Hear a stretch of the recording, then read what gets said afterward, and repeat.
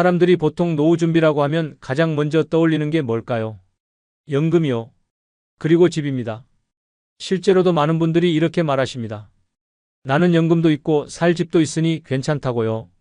물론 틀린 말은 아닙니다. 하지만 그 두 가지만으로는 절대 부족하다는 걸 아셔야 합니다. 오히려 연금이나 집이 있음에도 불구하고 고통받는 분들이 점점 늘고 있습니다. 왜 그런 걸까요? 미처 생각하지 못한, 예기치 못한 현실들이 우리를 기다리고 있기 때문입니다. 오늘 영상에서는 60대 이상 분들이 실제로 겪게 되는 무서운 현실 6가지를 알려드립니다. 들으시면 아마 대부분 고개를 끄덕이실 거예요. 그리고 아직 겪지 않으신 분들이라면 미리 준비할 수 있게 도와드릴 겁니다. 어떤 건 건강에 관한 문제고 어떤 건 관계의 문제입니다. 또 어떤 건 돈보다 더 무서운 외로움에 관한 이야기입니다. 지금 바로 이 영상 끝까지 함께 해보시고 나에게 필요한 대비는 무엇인지 생각해 보셨으면 좋겠습니다. 그리고 이 내용이 도움이 되셨다면 구독과 좋아요 눌러주시고요. 혹시 주변에 부모님이나 형제분들 혹은 또래분들이 계시다면 공유도 부탁드립니다.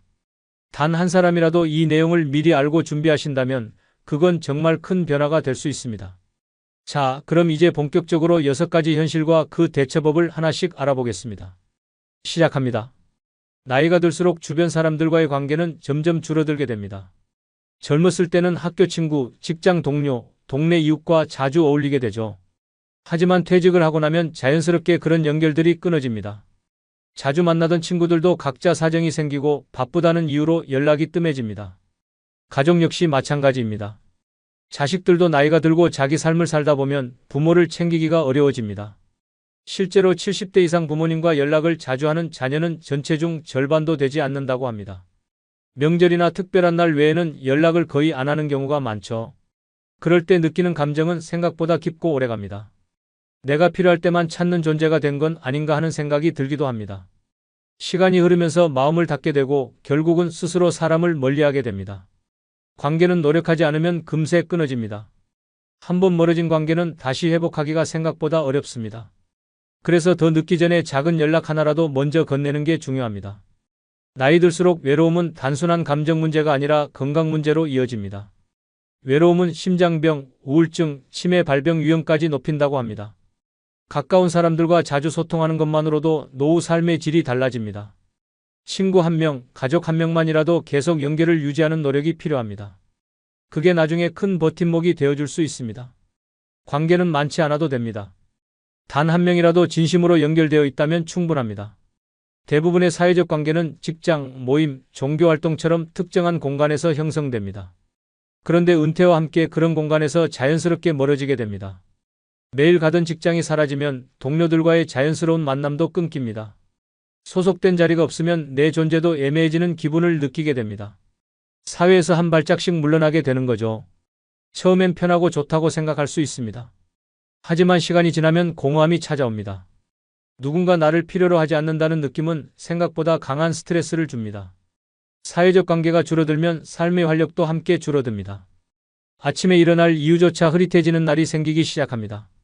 전화할 사람, 찾아갈 사람이 줄어드는 건 단순한 외로움의 문제가 아닙니다.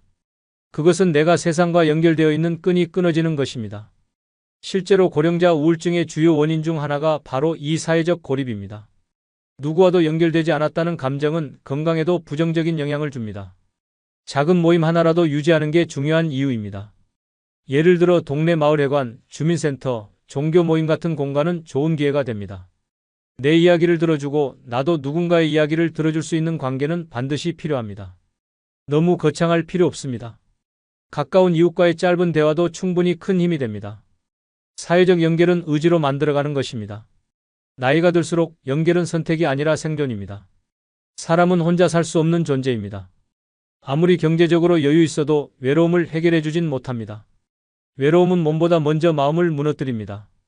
마음이 약해지면 몸도 그 영향을 받기 시작합니다.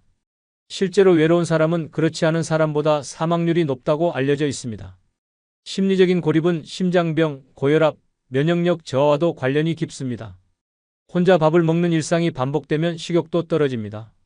그러면 영양 섭취가 부족해지고 건강이 점점 나빠지게 됩니다. 말없이 혼자 있는 시간이 많아지면 뇌 자극도 줄어들게 됩니다. 이런 상태가 지속되면 치매 위험까지 커지게 됩니다.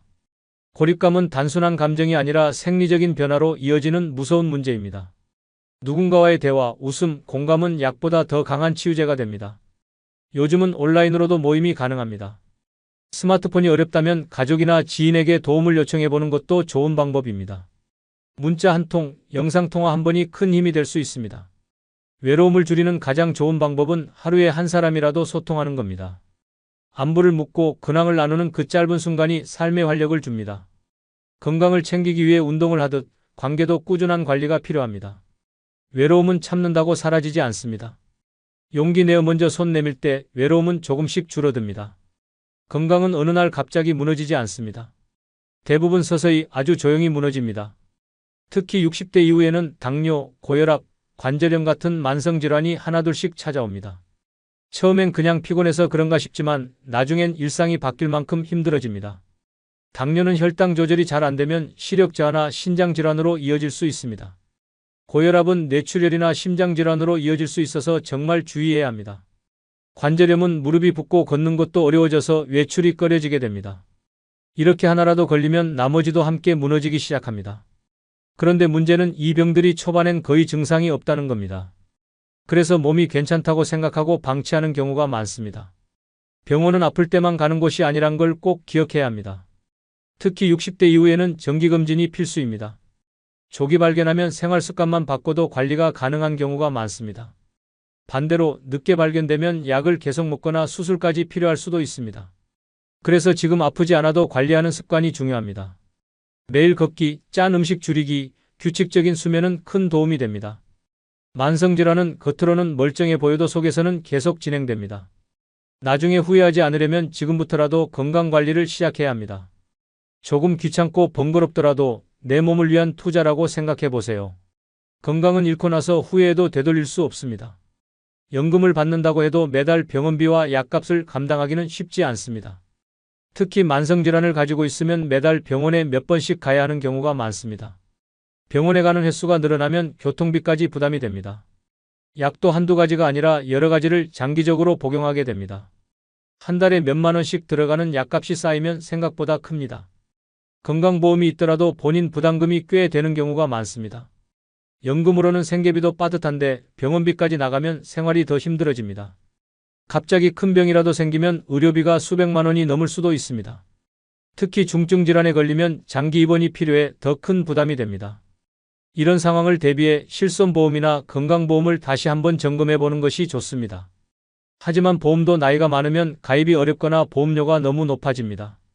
그래서 50대부터 준비해 두는 게 가장 좋습니다. 이미 60대에 접어들었다면 지금이라도 가능한 부분부터 챙겨야 합니다. 병원비를 줄이기 위해선 예방이 가장 확실한 방법입니다. 식단 관리나 운동만 잘해도 병원 갈 일이 줄어듭니다. 약을 꾸준히 잘 챙겨 먹는 것도 재입원이나 악화를 막는 데 중요합니다. 병원비를 아끼려다 오히려 병을 키우는 일은 없어야 합니다. 장기적으로 보면 예방과 관리가 가장 경제적인 선택입니다. 건강이 무너지면 돈도 계획도 아무 소용이 없습니다. 연금보다 중요한 건 아프지 않고 살아갈 수 있는 건강입니다. 노후에 하고 싶은 일이 많을 수도 있습니다. 여행도 다니고 취미생활도 하고 친구들과 만나기도 하겠지요. 그런데 건강이 무너지면 그런 계획은 한순간에 멈추게 됩니다.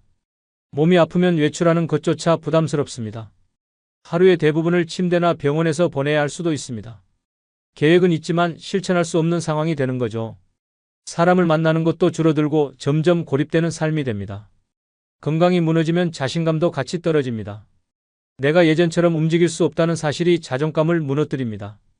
몸이 아프면 마음도 약해지기 때문에 우울증까지 동반되는 경우가 많습니다. 특히 혼자 사는 분들은 이런 상황이 더 심각해질 수 있습니다.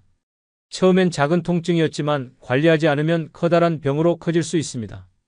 그래서 지금 몸이 괜찮더라도 준비는 반드시 필요합니다. 매일 규칙적인 생활을 하고 운동을 조금씩이라도 해보는 게 좋습니다. 무리하지 않고 실천할 수 있는 건강 루틴을 만드는 것이 중요합니다. 건강이 있어야 사람도 만나고 취미도 즐기고 삶의 기쁨도 느낄 수 있습니다. 병원에만 매달리는 삶이 되지 않으려면 지금부터 행동해야 합니다. 작은 실천이 미래에 큰 차이를 만듭니다. 건강은 시간을 들이고 노력할수록 더 오래 지킬 수 있습니다. 계획한 인생을 살고 싶다면 그 출발점은 바로 건강입니다. 대부분의 사람들은 노후에 큰돈 나갈 일이 없을 거라고 생각합니다. 하지만 현실은 전혀 다릅니다. 병원비부터 시작해서 부모님 장례, 자녀 지원 등 예상 못한 지출이 계속 생깁니다. 갑자기 보일러가 고장 나거나 냉장고를 교체해야 할 수도 있습니다. 이런 지출은 미리 준비하지 않으면 큰 부담이 됩니다. 연금만으로는 이런 상황을 감당하기 어렵습니다. 특히 노후에는 소득이 정해져 있으니 예상치 못한 지출이 더 치명적입니다. 긴급 상황이 한 번이라도 발생하면 몇 달 동안 허덕이게 됩니다. 이런 경험이 반복되면 심리적인 불안도 커지게 됩니다. 그래서 연금 외에 비상금 통장은 꼭 마련해 두는 것이 좋습니다. 하루 만에 쓸 수 있는 현금이 있다는 건 큰 안정감을 줍니다. 불확실한 노후에는 계획보다 유연성이 더 중요할 수 있습니다. 계획대로 되지 않는 상황에 대처할 수 있는 여유가 필요합니다. 큰 돈이 아니더라도 매달 조금씩 모아놓는 습관이 중요합니다. 갑작스러운 수술비, 차량 수리비, 조카 결혼식 같은 일은 누구에게나 일어납니다. 이런 일이 생겼을 때 당황하지 않으려면 준비가 필요합니다. 연금은 고정적인 생활비일 뿐 모든 상황을 해결해 주진 못합니다. 특히 예상하지 못한 지출은 연금보다 더 자주, 더 크게 다가옵니다. 경제적인 여유는 금액이 아니라 준비에서 나옵니다. 준비된 사람은 흔들리지 않습니다. 많은 분들이 집 한 채만 있으면 노후는 걱정 없다고 생각합니다. 실제로도 집을 소유하고 있다는 것 자체가 큰 자산이긴 합니다. 하지만 문제는 그 집이 당장 생활에 필요한 현금으로 바뀌지 않는다는 겁니다. 집값이 아무리 올라가도 생활비가 부족하면 매달이 고통스럽습니다. 특히 월세 수입이 없는 집이라면 더 그렇습니다. 집 한 채를 유지하는데도 비용이 듭니다. 관리비, 수도세, 전기세, 가스비 등 매달 나가는 돈이 적지 않습니다. 여름과 겨울에는 냉난방비도 크게 늘어납니다. 노후엔 수입은 줄어드는데 지출은 계속 유지되거나 더 늘어납니다. 그래서 집만 있고 현금이 없는 상태는 현금 흐름 파산 상태가 될 수 있습니다. 매달 쓸 수 있는 돈이 없으면 기본적인 생활이 어려워집니다. 반찬을 살 때도 가격을 계속 고민해야 하고 병원에 가는 것도 망설이게 됩니다. 일부에선 집을 담보로 대출을 받기도 하지만 그것도 부담이 큽니다. 매달 이자를 갚아야 하고 만기 시점에 상환도 해야 하니까요. 주택연금을 생각할 수도 있지만 조건이나 금액이 기대에 못 미치는 경우도 많습니다. 노후엔 큰 자산보다 매달 사용할 수 있는 현금이 더 중요합니다. 집은 자산이지만 밥을 사주진 않습니다. 그래서 집을 활용한 현금 흐름 전략을 꼭 고민해야 합니다. 살아가는 데 필요한 건 결국 현금입니다. 지금 가진 집이 내 삶을 지탱해 줄 수 있는 구조인지 점검해 보는 게 필요합니다. 노후에 자식이 부모를 돌보는 건 당연한 일이라고 생각할 수 있습니다. 하지만 지금 세대는 예전과 다릅니다. 자식들도 자기 삶을 살기 바쁘고 경제적으로도 여유롭지 않은 경우가 많습니다. 처음엔 도와주지만 시간이 지나면 부담을 느끼기 시작합니다. 부모 입장에선 미안한 마음이 커지고 자식 입장에선 스트레스가 쌓입니다. 그러다 보면 서로 간의 말이 예민해지고 감정이 상하는 일이 생깁니다. 자식에게 의지하면 의존이 되고 의존은 결국 갈등으로 이어질 수 있습니다. 가장 흔한 갈등은 돈 문제입니다. 부모가 기대는 순간 자식은 책임감을 넘어서 부담감을 느끼게 됩니다. 경제적인 이유로 부모를 모시지 못하는 경우도 많습니다. 이런 상황에서 기대가 커지면 실망도 커집니다. 부모도 자식도 서로에게 감정이 상하게 됩니다. 자식은 부모를 도와드리고 싶지만 여유가 없어서 죄책감을 느낍니다. 부모는 자식이 냉정하다고 느끼고 섭섭함을 갖게 됩니다. 그래서 서로의 관계가 서서히 멀어지게 됩니다. 자식에게 기대는 것보다 나의 삶을 스스로 지킬 수 있는 구조가 필요합니다. 자식과는 도움을 주고받는 관계가 아니라 응원해주는 관계가 되어야 합니다. 내가 독립적으로 살아가는 모습을 보여주는 것이 자식에게도 안심을 줍니다. 기대보다 이해와 존중이 더 오래가는 관계를 만들어줍니다. 자식은 노후의 보험이 아니라 함께 성장해온 또 다른 인생의 동반자입니다. 오랫동안 일해온 사람일수록 은퇴 후 무기력을 크게 느끼게 됩니다. 아침에 출근하지 않아도 되고 누구의 지시도 받지 않아도 되지만 그게 오히려 공허함을 줍니다. 처음에는 자유가 주는 해방감에 기분이 좋을 수도 있습니다.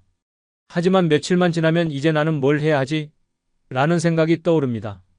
하루 종일 해야 할 일이 없다는 건 생각보다 무거운 감정입니다. 은퇴는 단순히 일이 끝난 게 아니라 내 역할이 사라진 순간이기도 합니다.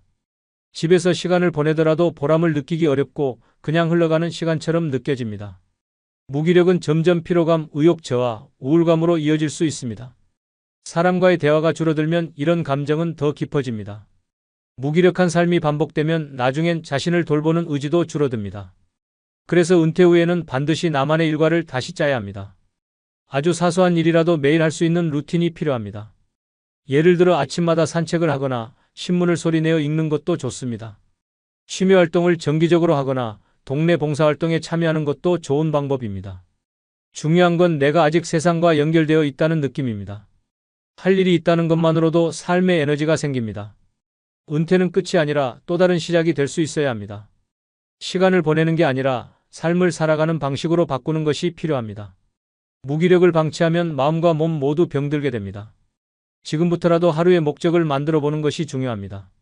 직장에서의 역할은 단순한 업무 그 이상입니다. 사람들은 내가 맡은 일을 통해 사회와 연결되어 있다고 느낍니다. 하지만 은퇴와 동시에 그 역할이 사라지면 정체성에도 혼란이 옵니다. 나는 누구인가라는 질문이 처음으로 크게 다가옵니다. 직함도 소속도 없어진 삶은 처음엔 익숙하지 않습니다. 주변에서 불러주는 명칭도 달라지고 존중받는 느낌이 줄어듭니다. 그동안의 경험이나 경력을 이야기할 기회도 줄어들게 됩니다. 이런 변화는 자존감에 큰 영향을 미칩니다. 예전에는 필요한 사람, 중요한 사람이었는데 지금은 아닌 것 같은 느낌이 듭니다. 그러다 보면 자신을 작게 느끼고 세상과 멀어진다고 느끼게 됩니다. 정체성을 잃은 사람은 목표도 동기도 함께 잃게 됩니다. 그래서 퇴직 후에는 새로운 역할을 만들어야 합니다. 꼭 돈을 버는 일이 아니어도 괜찮습니다. 손주를 돌보는 할머니, 작은 텃밭을 가꾸는 농부도 중요한 역할입니다. 동네 모임에서 이야기 나누는 것, 친구에게 위로가 되어주는 것도 역할입니다. 어떤 형태로든 내가 누군가에게 필요한 사람이라는 걸 느끼는 게 중요합니다. 작은 역할 하나가 삶의 의미를 다시 찾아줍니다. 사회가 주는 역할이 사라졌다면 이제는 내가 나에게 주는 역할이 필요합니다. 나는 여전히 의미 있는 사람이고 가치 있는 삶을 살고 있다는 걸 잊지 말아야 합니다. 내 역할은 직함이 아니라 행동으로 다시 만들어가는 것입니다. 많은 사람들이 평생 일과 가족을 중심으로 살아옵니다. 그래서 일과 가족이 중심에서 사라지면 정체성에 큰 혼란이 생깁니다. 내가 어떤 사람인지 뭘 좋아하는지조차 모르게 됩니다. 특히 60대 이후엔 이런 혼란이 더 강하게 나타날 수 있습니다. 자녀는 독립하고 일에서는 손을 뗐을 때 남는 건 나 자신뿐입니다. 그런데 막상 나 자신을 들여다보면 너무 낯설게 느껴집니다. 그동안 나는 누구의 엄마, 누구의 가장, 회사의 누구였지 나 자신은 아니었기 때문입니다. 그래서 노후에는 새로운 자아 정립이 필요합니다. 좋아하는 것, 잘하는 것, 하고 싶은 것을 다시 찾아보는 과정이 필요합니다. 그림을 그려보고 책을 읽고 악기를 배워보는 것도 그런 시도의 일부가 될 수 있습니다. 처음엔 어색하더라도 시간이 지나면 내가 어떤 사람인지 조금씩 보이게 됩니다. 자신을 이해하고 받아들이는 과정은 늦게 시작해도 괜찮습니다. 오히려 지금이 가장 좋은 타이밍일 수 있습니다. 이제는 남이 만든 기준이 아니라 내가 원하는 삶을 살 수 있는 시기니까요. 자아에 대한 질문은 혼란스럽지만 동시에 성장의 기회이기도 합니다. 나는 어떤 삶을 살고 싶은지, 어떤 사람으로 남고 싶은지를 스스로에게 물어보세요. 답은 하루아침에 나오지 않지만 생각하는 과정이 이미 변화입니다. 삶의 후반전은 스스로를 다시 만나는 시간입니다. 나는 여전히 새롭게 시작할 수 있는 존재입니다. 나는 누구인가라는 질문이 혼란이 아닌 방향이 될 수 있습니다. 수십 년을 함께한 배우자가 세상을 떠나면 삶 전체가 바뀝니다. 그 사람과 나눈 대화, 습관, 식사, 웃음이 모두 사라지는 거죠. 아침에 눈을 떴을 때 옆자리가 비어 있다는 사실이 가장 먼저 느껴집니다. 말없이 앉아있던 저녁 식탁이 갑자기 너무 커 보입니다. 서로를 위해 내주던 시간과 마음이 갈 곳을 잃게 됩니다. 남겨진 사람은 갑자기 큰 구멍이 뚫린 듯한 감정을 느낍니다. 그 사람 없이는 아무 일도 손에 잡히지 않을 때가 많습니다. 심지어 평소에 하지 않던 일조차 괜히 하게 됩니다. 외롭고 쓸쓸하다는 말로는 설명이 안 되는 깊은 감정이 밀려옵니다. 아무에게도 말할 수 없는 상실감이 마음을 짓누르게 됩니다. 이럴 때일수록 감정을 숨기지 않는 게 중요합니다. 억지로 밝은 척하기보다 슬플 땐 충분히 슬퍼하는 게 치유의 시작입니다. 감정을 억누르다 보면 우울감이 더 깊어질 수 있습니다. 때로는 눈물 흘릴 수 있는 시간이 더 필요한 법입니다. 가족이나 지인과 마음을 나누는 것도 큰 도움이 됩니다. 그 사람의 사진을 보며 추억을 꺼내보는 것도 위로가 될 수 있습니다. 상실의 아픔은 없앨 수 없지만 조금씩 익숙해질 수는 있습니다. 함께한 시간만큼 그리움도 깊지만 동시에 감사한 기억도 함께 남습니다. 혼자가 된 삶을 살아내야 한다는 건 슬프지만 그 사람을 기억하며 사는 것이기도 합니다. 빈자리는 공백이 아니라 내가 품고 가는 따뜻한 추억의 자리입니다. 감정적인 외로움만큼 현실적인 문제도 갑자기 커지게 됩니다. 두 사람이 함께하던 일들을 혼자서 다 감당해야 하기 때문입니다. 생활비 관리, 병원 예약, 청소, 장보기 같은 일이 모두 나 혼자 몫이 됩니다. 특히 배우자가 집안일이나 금융 관리를 맡았던 경우 혼란이 더 큽니다. 어떤 서류가 어디 있는지도 몰라서 당황하는 일이 많아집니다. 갑자기 고장난 가전제품 하나도 누구에게 부탁해야 할지 몰라서 고민하게 됩니다. 자녀가 있다 하더라도 항상 곁에 있어주지는 못합니다. 결국 혼자서 결정을 내려야 하는 상황이 자주 생기게 됩니다. 정신적으로 충격을 받은 상태에서 여러 문제를 처리하는 건 쉽지 않습니다. 이런 현실이 반복되면 무력감이 커지고 삶의 의욕도 줄어듭니다. 그래서 배우자가 있을 때부터 서로의 일을 나눠서 알고 있어야 합니다. 중요한 정보는 함께 공유하고 정리해두는 습관이 필요합니다. 유언이나 재산 분배 같은 민감한 이야기도 조심스럽게 나눠보는 게 좋습니다. 배우자가 갑자기 떠났을 때를 가정해보는 것도 나쁜 일이 아닙니다. 실제로 미리 대비한 사람과 그렇지 않은 사람의 차이는 아주 큽니다. 적절한 준비는 슬픔 속에서도 삶을 유지할 수 있게 도와줍니다. 모든 걸 완벽하게 하지 않더라도 최소한의 정보만 알고 있어도 큰 도움이 됩니다. 나중에 혼자가 되었을 때 덜 당황하고 덜 힘들 수 있도록 하는 준비입니다. 배우자의 부재는 감정뿐 아니라 현실적인 삶의 문제이기도 합니다. 슬픔은 피할 수 없지만 혼란은 줄일 수 있습니다. 누군가를 잃는 슬픔은 마음을 깊이 흔들어 놓습니다. 특히 수십 년을 함께한 사람이라면 그 충격은 상상 이상입니다. 어떤 사람은 슬픔에서 빠르게 벗어나기도 하지만 그렇지 않은 경우가 더 많습니다. 시간이 지나도 여전히 허전하고 삶의 의미가 없어진 것처럼 느껴집니다. 밥을 먹는 것도 잠을 자는 것도 의미가 없게 느껴지는 순간들이 있습니다. 그런 상태가 오래되면 심리적으로도 위험한 상황이 됩니다. 우울증이나 무기력증으로 이어질 수 있고 심하면 건강까지 악화될 수 있습니다. 특히 대화 상대가 없는 혼자 사는 노인의 경우 위험은 더 큽니다. 주변 사람들이 슬픔을 쉽게 넘기지 말고 계속 관심을 가져주는 게 중요합니다. 상담센터나 지역 복지관을 통해 정서적 지원을 받는 것도 좋은 방법입니다. 혼자 견디는 것보다 누군가와 감정을 나누는 것이 훨씬 회복에 도움이 됩니다. 처음엔 억지로라도 나가서 사람들과 만나보는 게 필요합니다. 이야기를 나누고 감정을 말로 표현하는 것만으로도 큰 위안이 됩니다. 슬픔은 사라지지 않지만 나눌수록 가벼워질 수 있습니다. 시간이 지나면서 다시 웃을 수 있는 날이 올 수 있다는 희망을 가져야 합니다. 그 사람이 바라던 내 모습은 아마도 무너지는 모습이 아니라 살아가는 모습일 겁니다. 고인을 위한 가장 큰 예의는 남은 사람이 잘 살아가는 것입니다. 기억은 가슴에 담고 삶은 계속 이어나가야 합니다. 천천히 걸어가더라도 멈추지 않는 것이 중요합니다. 다시 웃는 그날까지 나를 지켜내는 것이 가장 큰 용기입니다. 죽음은 누구에게나 언젠가 찾아오는 일입니다. 그런데 많은 사람들이 준비 없이 그날을 맞이합니다. 유언장이 없고 재산 정리가 안 되어 있으면 남은 가족들이 큰 혼란에 빠집니다. 상속 문제가 꼬이게 되면 형제 간에도 갈등이 생기기 쉽습니다. 실제로 장례 직후부터 재산 문제로 얼굴을 붉히는 경우가 많습니다. 그 과정에서 평생의 가족관계가 틀어지기도 합니다. 당사자는 세상을 떠났지만 남은 사람들은 끝없는 분쟁 속에 살아가야 합니다. 이런 상황은 충분히 미리 막을 수 있습니다. 유언장을 작성해두고 중요한 서류나 자산 목록을 정리해두는 것만으로도 도움이 됩니다. 공증을 받아두면 법적으로도 더 확실하게 보호받을 수 있습니다. 상속 재산이 많지 않더라도 정리는 필요합니다. 빚이나 세금 문제도 누군가는 책임져야 하기 때문입니다. 본인의 의사를 가족에게 미리 이야기하는 것도 중요합니다. 장례 방식이나 묘지에 대한 의견도 남겨두면 자녀들이 갈등하지 않습니다. 갑작스러운 죽음 앞에 남겨진 가족은 판단을 내리기 어렵습니다. 그래서 살아있을 때 미리 정리하는 것이 배려입니다. 자녀가 혼란에 빠지지 않게 돕는 마지막 사랑이 될 수 있습니다. 죽음은 준비하지 않아도 오는 일이지만 준비하면 남겨진 이들이 훨씬 편해집니다. 삶을 정리하는 것은 끝이 아니라 남을 위한 시작입니다. 준비된 죽음은 혼란보다 평안을 남깁니다. 죽음은 당사자에게서 끝나지 않습니다. 그 이후의 모든 절차는 남겨진 가족의 몫이 됩니다. 장례 절차부터 시작해서 각종 서류 정리, 세금 처리까지 처리할 일이 많습니다. 특히 사망신고나 금융계좌 해지 같은 절차는 복잡하고 시간이 많이 걸립니다. 당장 장례 비용만 해도 수백만 원이 드는 경우가 많습니다. 가족 중 누가 책임지고 처리할 것인지도 문제입니다. 평소에 말이 없었던 가족일수록 누가 나서야 할지 결정하기가 어렵습니다. 은행, 보험, 부동산 등 여러 기관에 연락해야 하는 상황도 많습니다. 이런 과정을 경험해 본 사람은 한 사람의 삶을 정리하는 게 이렇게 힘든 일이었나 하고 놀라게 됩니다. 슬픔에 빠진 가족에게 이런 부담은 너무 가혹한 일이 될 수 있습니다. 그래서 당사자가 살아있을 때 어느 정도 준비를 해두는 것이 가장 현명합니다. 장례 방식, 소지품 정리, 금융계좌 현황 등은 간단한 메모라도 도움이 됩니다. 중요한 연락처를 적어두는 것만으로도 자녀는 큰 도움을 받습니다. 보험이나 연금 수령 방법도 정리해두면 처리 속도가 훨씬 빨라집니다.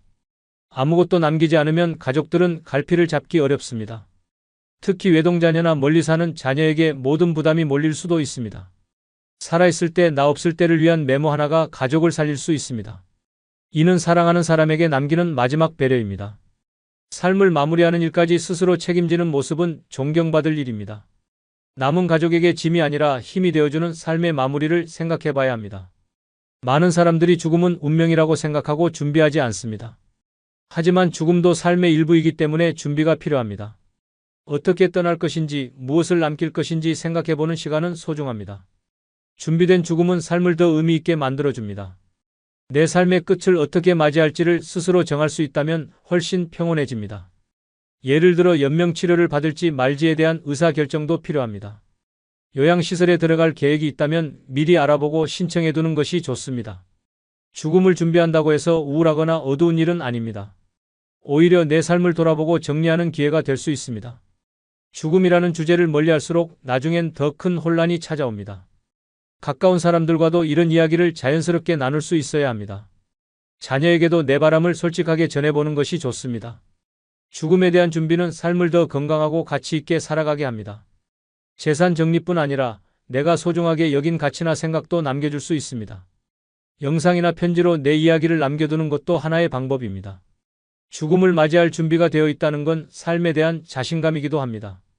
정리되지 않은 삶은 떠난 뒤에도 걱정을 남기지만 준비된 삶은 평안을 남깁니다. 지금부터라도 차근차근 준비한다면 전혀 늦지 않았습니다. 죽음을 준비한다는 건 결국 더 잘 살기 위한 준비입니다. 마지막까지 나답게 살아가기 위한 가장 멋진 선택이 될 수 있습니다. 오늘 영상에서는 연금도, 집도, 자식도 전부 갖췄는데도 불구하고 60대 이후에 마주하게 되는 6가지 현실을 함께 살펴봤습니다. 인간관계가 끊기고 건강이 무너지며 경제적으로도 예상하지 못한 문제들이 생긴다는 것, 또 내 정체성이 흔들리고 사랑하는 사람을 떠나보내는 외로움도 겪게 된다는 것, 마지막으로 죽음을 제대로 준비하지 않으면 남은 가족들에게 혼란만 남길 수 있다는 것까지요. 들어보시니 어떠셨나요? 혹시 지금 이 중에서 나도 이미 겪고 있다고 느끼신 분도 계실 겁니다. 아직 겪지 않으셨다면 다행이고 지금 이 영상을 통해 미리 준비할 수 있다면 더할 나위 없이 좋습니다. 가장 중요한 건 지금부터라도 조금씩 대비하는 겁니다. 관계는 전화 한 통으로 다시 시작할 수 있고 건강은 오늘부터 산책 한 번으로 바뀔 수 있습니다. 경제적인 준비는 숫자가 아니라 마음가짐에서 시작됩니다. 정체성은 나를 알아가는 작은 시도들로 회복할 수 있고요. 배우자와의 시간을 더 소중히 여기고 떠나보낸 후엔 그 사람을 기억하는 법도 배워야 합니다. 그리고 언젠가는 마주할 마지막 순간까지 준비된 자세로 삶을 마무리할 수 있어야 하겠죠. 인생의 후반전 절대 외롭게 또는 후회 속에서 보내지 않으셨으면 좋겠습니다. 오늘 영상이 조금이라도 도움이 되셨다면 좋아요와 구독 버튼 눌러주시고요. 혹시 공감되셨던 부분이 있다면 아래 댓글로 나눠주시면 좋겠습니다. 나는 이 중에서 이 부분이 제일 와닿았다. 지금 이렇게 준비하고 있다 하는 이야기들 함께 나누고 싶습니다. 이미 잘 실천하고 계신 분들의 지혜도 댓글로 들려주시면 많은 분들께 큰 도움이 될 거예요. 이 영상이 누군가에게는 큰 전환점이 될 수도 있습니다. 주변 가족이나 지인에게도 이 영상 꼭 공유해주세요. 지금부터라도 늦지 않았습니다. 오늘 하루 나를 위한 작은 준비 하나 시작해 보시길 바랍니다. 모두가 따뜻하고 건강한 노후를 살아가시길 응원합니다. 여러분 혹시 지금 이 순간 가장 절실히 믿어야 할 대상이 무엇인지 떠올려 보신 적 있으신가요? 인생이 길어지다 보면 사람보다 더 확실하게 나를 지켜주는 것이 무엇인지 알게 됩니다. 늙어갈수록 흔들리지 않는 버팀목은 바로 나 자신이라는 사실을 많은 분들이 깨닫습니다. 오늘은 사람보다 스스로를 더 믿고 의지할 수 있는 6가지를 함께 이야기해 보려 합니다. 평소 친구나 가족, 건강, 재산, 여러 생각이 머릿속을 맴돌았을 텐데요. 그런 것들이 전부가 아닐 수도 있다는 말씀을 드리고 싶습니다. 이 6가지를 알면 외로움도 두렵지 않고 어떤 상황에서도 흔들리지 않을 수 있습니다. 그리고 영상이 도움이 되셨다면 자연스럽게 좋아요 버튼 한번 눌러주시고 구독도 미리 챙겨주시면 감사하겠습니다. 이것이 큰 지지와 격려가 되어 또 힘이 되는 콘텐츠로 이어질 수 있습니다.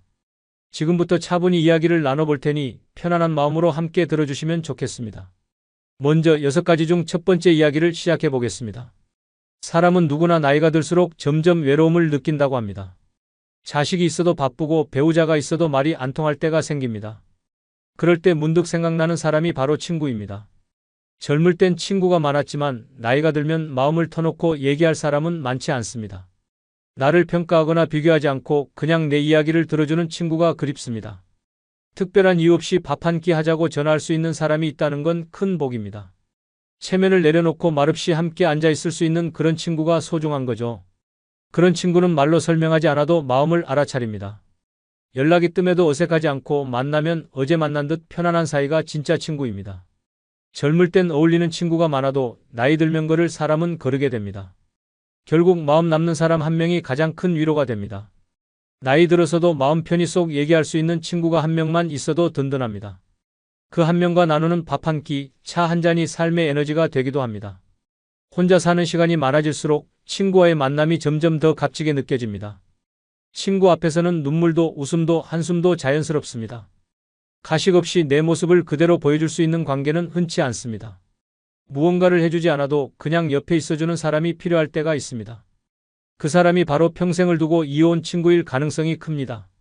오랜 시간 동안 곁에 있어준 친구는 인생에서 가장 확실한 관계 중 하나입니다. 누가 무슨 말을 해도 나를 믿어주고 응원해주는 친구는 흔하지 않습니다.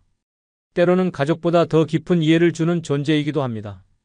젊을 때는 자주 못 느끼지만 나이가 들수록 관계보다 진심이 더 중요해집니다.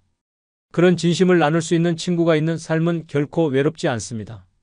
친구는 나를 되돌아보게 하고 내가 어떤 사람인지 알려주는 거울이 되기도 합니다. 나를 위해 화를 내주고 때로는 따끔하게 조언도 해주는 친구가 고맙습니다. 아무 이유 없이 집 앞으로 찾아와주는 그런 친구, 생각만 해도 따뜻하지 않으신가요? 돈보다 건강보다 마음 나눌 수 있는 사람 하나가 그리운 게 노년입니다. 친구와의 한 통의 통화, 짧은 만남도 하루를 바꾸는 힘이 있습니다. 가끔 연락 먼저 해보는 것도 좋은 방법입니다. 그 한 번의 전화가 관계를 이어가게 하는 다리가 되기도 합니다. 친구가 준 조언 하나가 삶을 바꾸기도 하고 위기에서 나를 꺼내주기도 합니다. 지금 생각나는 친구가 있다면 오늘 연락 한번 해보시는 건 어떨까요? 누군가를 먼저 찾는 것이 결코 자존심 상하는 일이 아닙니다. 오히려 먼저 다가가는 사람이 더 따뜻한 사람일 수도 있습니다. 한 명의 진짜 친구는 노년의 외로움을 잊게 하고 인생을 더 단단하게 만들어줍니다. 사람은 나이가 들수록 돈보다 더 중요한 게 안정감이라는 말을 자주 합니다. 그 안정감을 만들어주는 가장 확실한 수단 중 하나가 바로 연금입니다. 매달 들어오는 일정한 금액은 생각보다 큰 심리적 지지를 줍니다. 젊을 땐 조금 부족해도 버틸 수 있지만 나이 들면 예측 가능한 수입이 더 절실합니다. 연금이 있으면 갑자기 돈이 나가도 당황하지 않고 대응할 수 있습니다. 무엇보다 연금은 일을 하지 않아도 나에게 들어오는 고정 수입이라는 점에서 중요합니다. 누군가에게 손을 벌리지 않아도 된다는 점에서 자존심도 지켜줍니다. 이 돈이 많든 적든 내 삶을 지키는 든든한 울타리가 되어줍니다. 연금은 단지 생활비가 아니라 심리적인 안정감 그 자체이기도 합니다. 매달 정해진 날에 돈이 들어오는 것만으로도 마음이 놓입니다.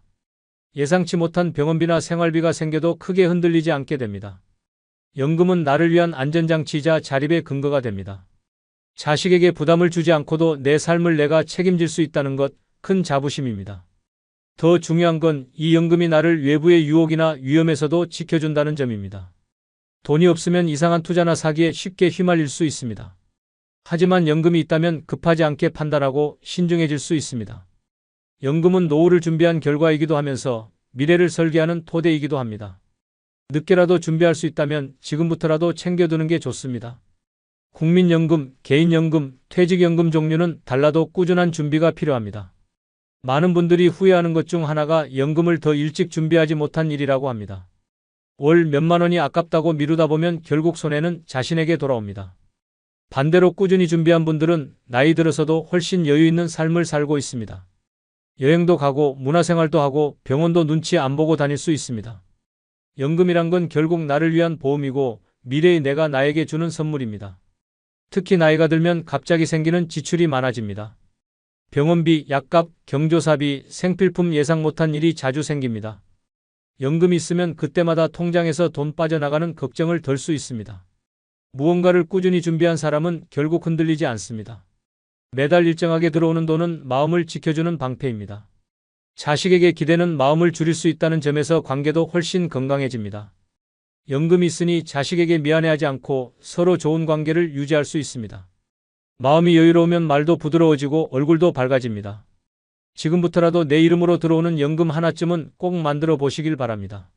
나를 지키는 건 결국 숫자가 아니라 그 숫자에서 오는 안정감입니다. 매달 들어오는 연금은 노년에 가장 필요한 마음의 월급입니다. 누구나 마음 편히 쉴 수 있는 공간이 있다는 건 정말 큰 축복입니다. 나이가 들수록 더 간절해지는 게 바로 내 이름이 적힌 집 한 채입니다. 크지 않아도 좋고 번듯하지 않아도 상관없습니다. 중요한 건 그 공간이 내 마음대로 문을 잠그고 열 수 있는 내 자리라는 겁니다. 자식 집에 얹혀 살면 아무리 편해도 어딘가 눈치가 보입니다. 내 방이 있어도 집이 내 것이 아니면 내 마음대로 하지 못하는 게 현실입니다. 반찬 하나 꺼내 먹는 것도 TV 볼 때 볼륨을 높이는 것도 조심스러워집니다. 하지만 작은 전셋방 하나라도 내 이름으로 되어 있다면 상황은 완전히 달라집니다. 그 공간은 누구 눈치도 보지 않고 마음껏 쉴 수 있는 나만의 성이 됩니다. 나이가 들면 몸보다 마음이 더 예민해지기 마련입니다. 그래서 편안히 쉴 수 있는 집은 단순한 공간이 아니라 정신적인 안식처가 됩니다. 집이 있다는 건 단순히 잠자는 곳이 아니라 나를 지켜주는 울타리입니다. 외출 후 돌아왔을 때 불 켜진 집이 있다는 건 마음에 큰 안정감을 줍니다. 월세를 내지 않아도 된다는 안도감도 무시할 수 없습니다. 생활비가 빠듯해도 집이 있으면 최소한의 생존은 유지됩니다. 요즘처럼 물가가 오르고 불안정한 시대에는 집 한 채가 큰 위안이 됩니다. 아무리 좋은 조건의 요양시설도 내 집 같은 편안함은 주지 못합니다. 소파에 누워 창밖을 바라보며 차 한 잔 마실 수 있는 여유, 그게 집의 힘입니다. 비 오는 날 빗소리를 들으며 혼자 책을 읽는 그 시간도 행복이 됩니다. 집이 없으면 삶 전체가 불안정하게 느껴지는 것도 사실입니다. 내 집이 있다는 사실 하나만으로도 삶의 중심이 잡힙니다. 주택이든 아파트든 원룸이든 이름이 내 이름으로 되어 있다는 게 핵심입니다. 자식 명의로 되어 있으면 마음 놓고 쓰지 못하는 게 현실입니다. 내 재산을 내 뜻대로 쓸 수 있어야 진짜 자립이라고 할 수 있습니다. 혹시 지금 무리해서 큰 집에 살고 계시다면 작아도 내 이름으로 된 집을 고민해보는 것도 방법입니다. 작으면 관리도 편하고 세금도 덜 나가고 생활비도 줄일 수 있습니다. 공간이 줄면 물건도 줄고 마음도 훨씬 가벼워집니다. 더 이상 보여주기 위한 집이 아니라 진짜 쉴 수 있는 집이 필요합니다. 그 집에서 내가 원하는 대로 살아가는 게 진정한 자유입니다.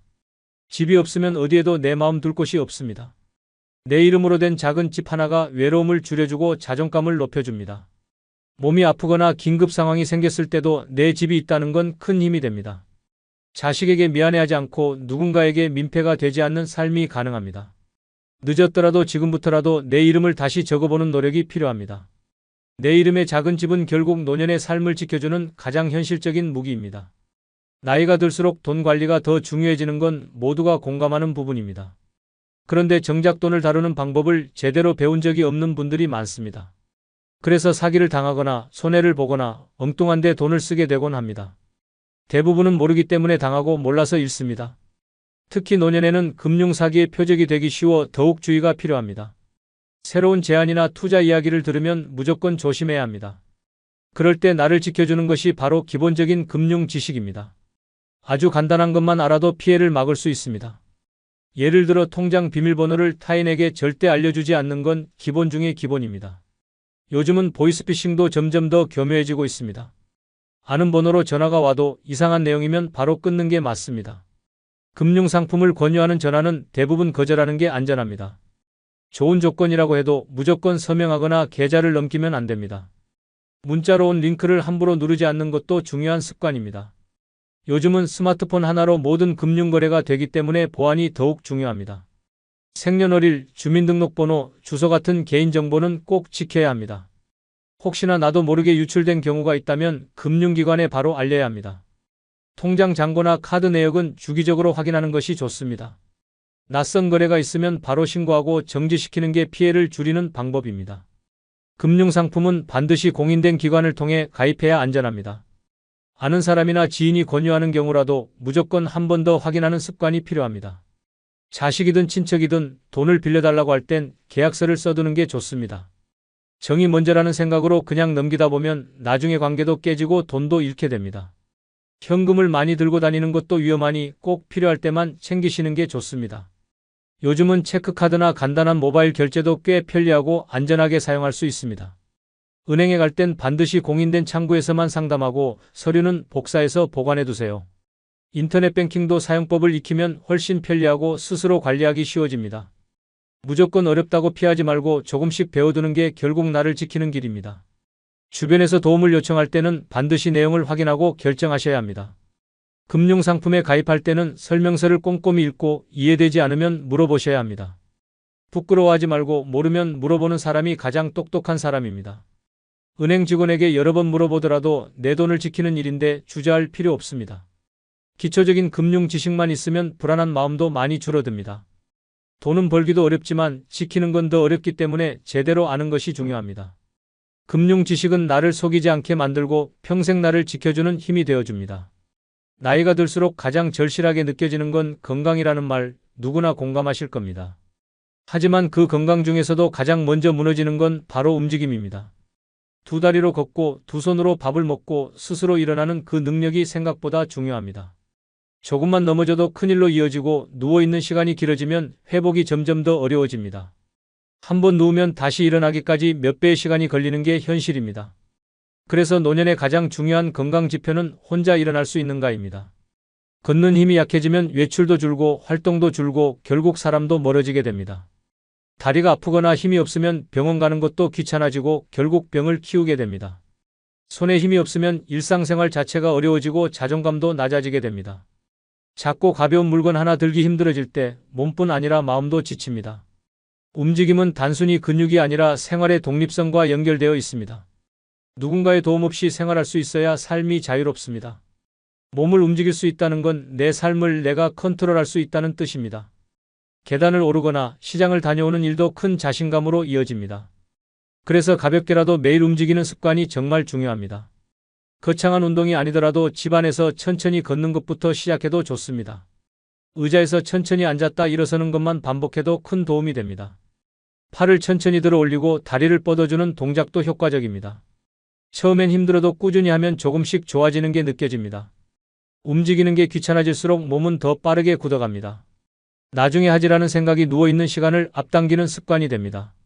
움직일 수 있을 때 최대한 움직여야 그 상태를 오래 유지할 수 있습니다. 하루에 30분이라도 몸을 풀고 움직이면 건강이 달라집니다. 특히 허벅지와 엉덩이 근육은 나이 들어서도 꼭 유지해야 할 핵심입니다. 하체 근육이 약해지면 넘어지기 쉽고 회복이 오래 걸립니다. 넘어지는 사고 하나로 삶이 완전히 바뀌는 경우도 많습니다. 움직일 수 있을 때 미리미리 준비해두는 것이 최고의 보험입니다. 체중이 조금 늘어도 몸을 자주 움직이면 체력이 유지됩니다. 움직이지 않으면 순환도 나빠지고 기분도 가라앉게 됩니다. 몸이 무거워지면 마음도 따라 무거워지고 활력이 사라집니다. 가벼운 스트레칭부터 산책, 계단 오르기까지 실천 가능한 걸 찾아보세요. 내 몸을 내가 돌본다는 건 단순한 운동이 아니라 자립의 첫걸음입니다. 병원보다 운동이 먼저라는 말은 틀린 말이 아닙니다. 오늘 할 수 있는 작은 움직임이 내일의 건강을 지켜줄 수 있습니다. 움직이는 몸은 노년의 자존감이자 내 삶의 자유를 지키는 가장 강력한 무기입니다. 나이가 들면 마음이 더 부드러워질 것 같지만 오히려 단호함이 더 필요할 때가 많습니다. 특히 누군가가 무리한 부탁을 하거나 나를 이용하려는 상황에서 말입니다. 그런 상황에서 나를 지켜주는 힘은 바로 단호한 거절입니다. 거절을 못해서 감정이 상하고 손해를 보고 뒤늦게 후회하는 경우가 정말 많습니다. 처음엔 사소한 부탁처럼 보이지만 반복되면 감당하기 어려운 부담이 됩니다. 예를 들어 지인이 돈을 빌려달라고 했을 때 미안해서 준 돈이 문제로 이어질 수 있습니다. 거절하지 못하면 결국 관계도 어색해지고 마음의 상처도 깊어집니다. 처음부터 분명하게 선을 그었으면 좋았을 일을 흐지부지 넘기다 후회하게 되는 거죠. 단호한 거절은 상대를 미워하는 게 아니라 나를 지키기 위한 방법입니다. 특히 나이가 들수록 나를 지킬 수 있는 건 오직 나 자신뿐이라는 사실을 기억해야 합니다. 자식이든 친척이든 부담스러운 요구엔 지금은 어렵다고 분명히 말할 줄 알아야 합니다. 처음엔 미안한 마음이 들어도 나중엔 오히려 더 존중받게 됩니다. 사람들은 분명한 기준이 있는 사람을 쉽게 넘보지 않습니다. 한번 응하면 계속해서 요구가 이어지는 경우가 많습니다. 그래서 초반부터 단호하게 거절하는 습관이 중요합니다. 거절을 잘하는 것도 결국은 인간관계를 건강하게 만드는 방법입니다. 내가 불편한데도 억지로 맞춰주는 건 결국 나에게도 상대에게도 독이 됩니다. 단호하게 거절하면서도 상대방을 존중하는 태도는 얼마든지 가질 수 있습니다. 예를 들어 미안하지만 지금은 여유가 없다는 말도 충분히 단호한 거절입니다. 거절은 싸우자는 게 아니라 나의 상황을 이해해 달라는 표현이기도 합니다. 계속해서 양보만 하다 보면 어느 순간 내 삶이 사라져 버립니다. 내가 힘들면 도와줄 수도 없고 내 생활도 제대로 지킬 수 없습니다. 거절은 자존심이 아니라 내 일상을 지키기 위한 중요한 경계입니다. 지나치게 착한 사람은 오히려 손해를 보는 일이 많다는 말도 괜한 얘기가 아닙니다.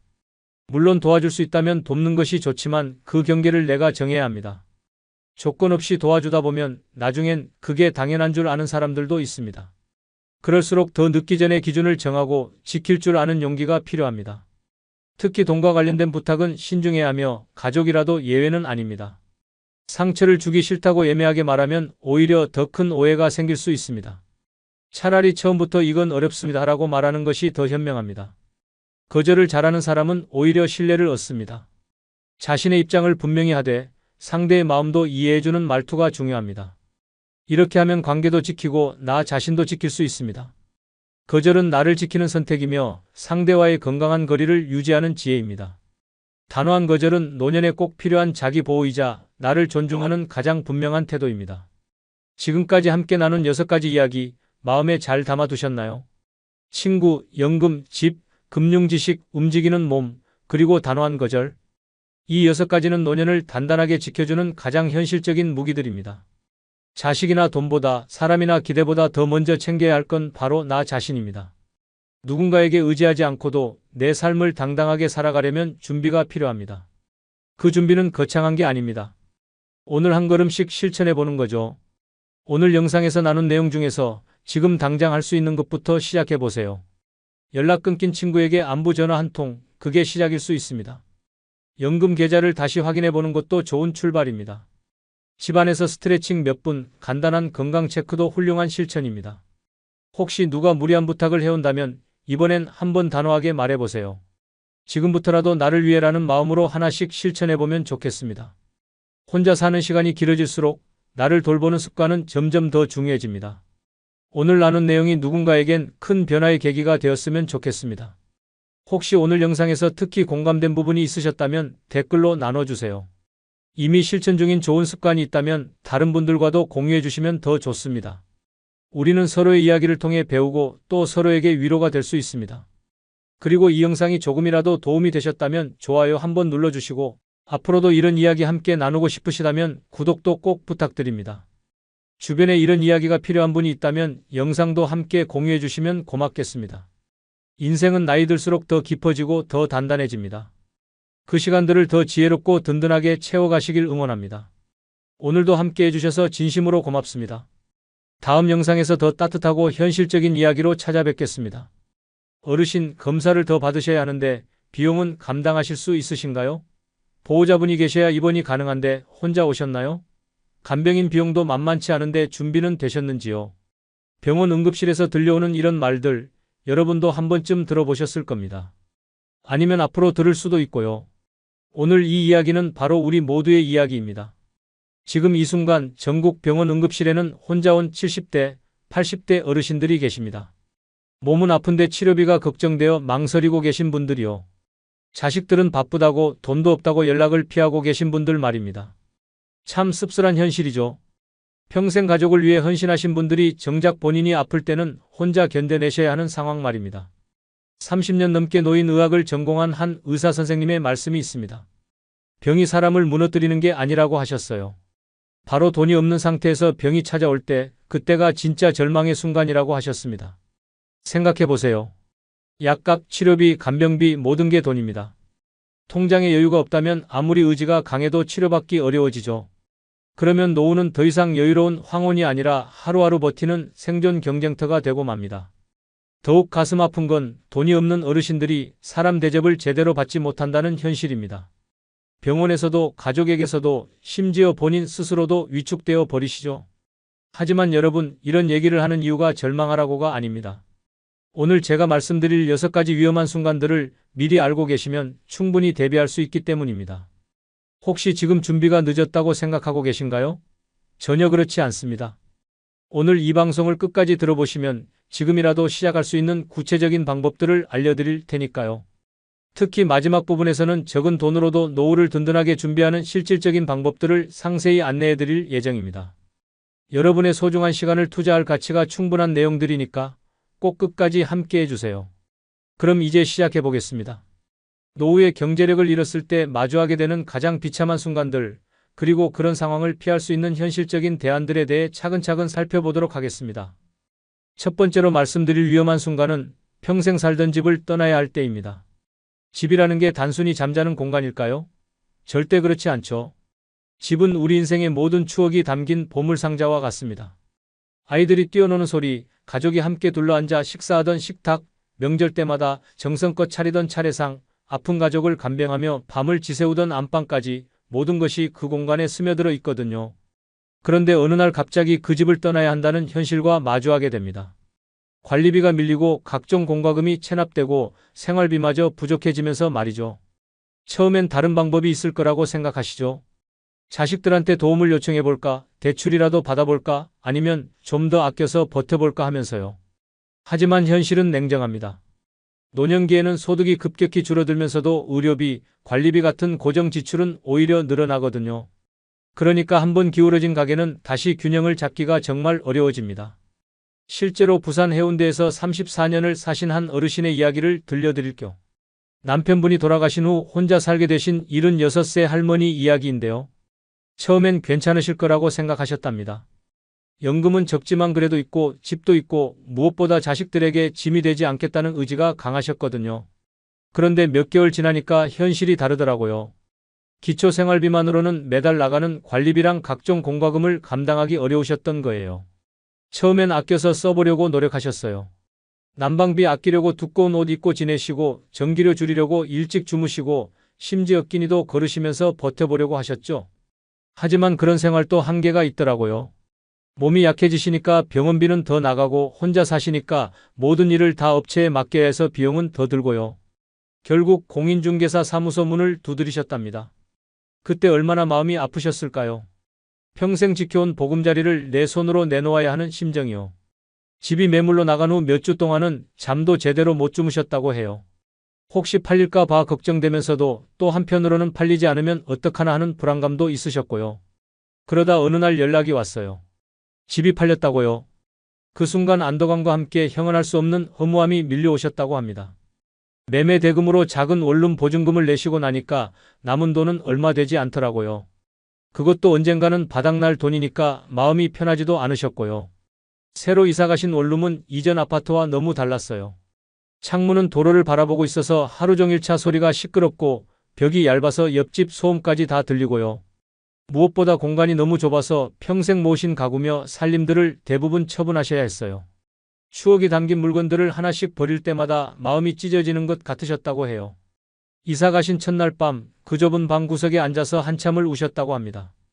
아무도 나를 쫓아낸 게 아닌데도 쫓겨난 기분이더라고요. 그 후로는 습관처럼 예전에 살던 아파트 단지를 피해서 다니신대요. 그 동네 근처만 가셔도 가슴이 답답해지고 눈물이 나려고 해서요.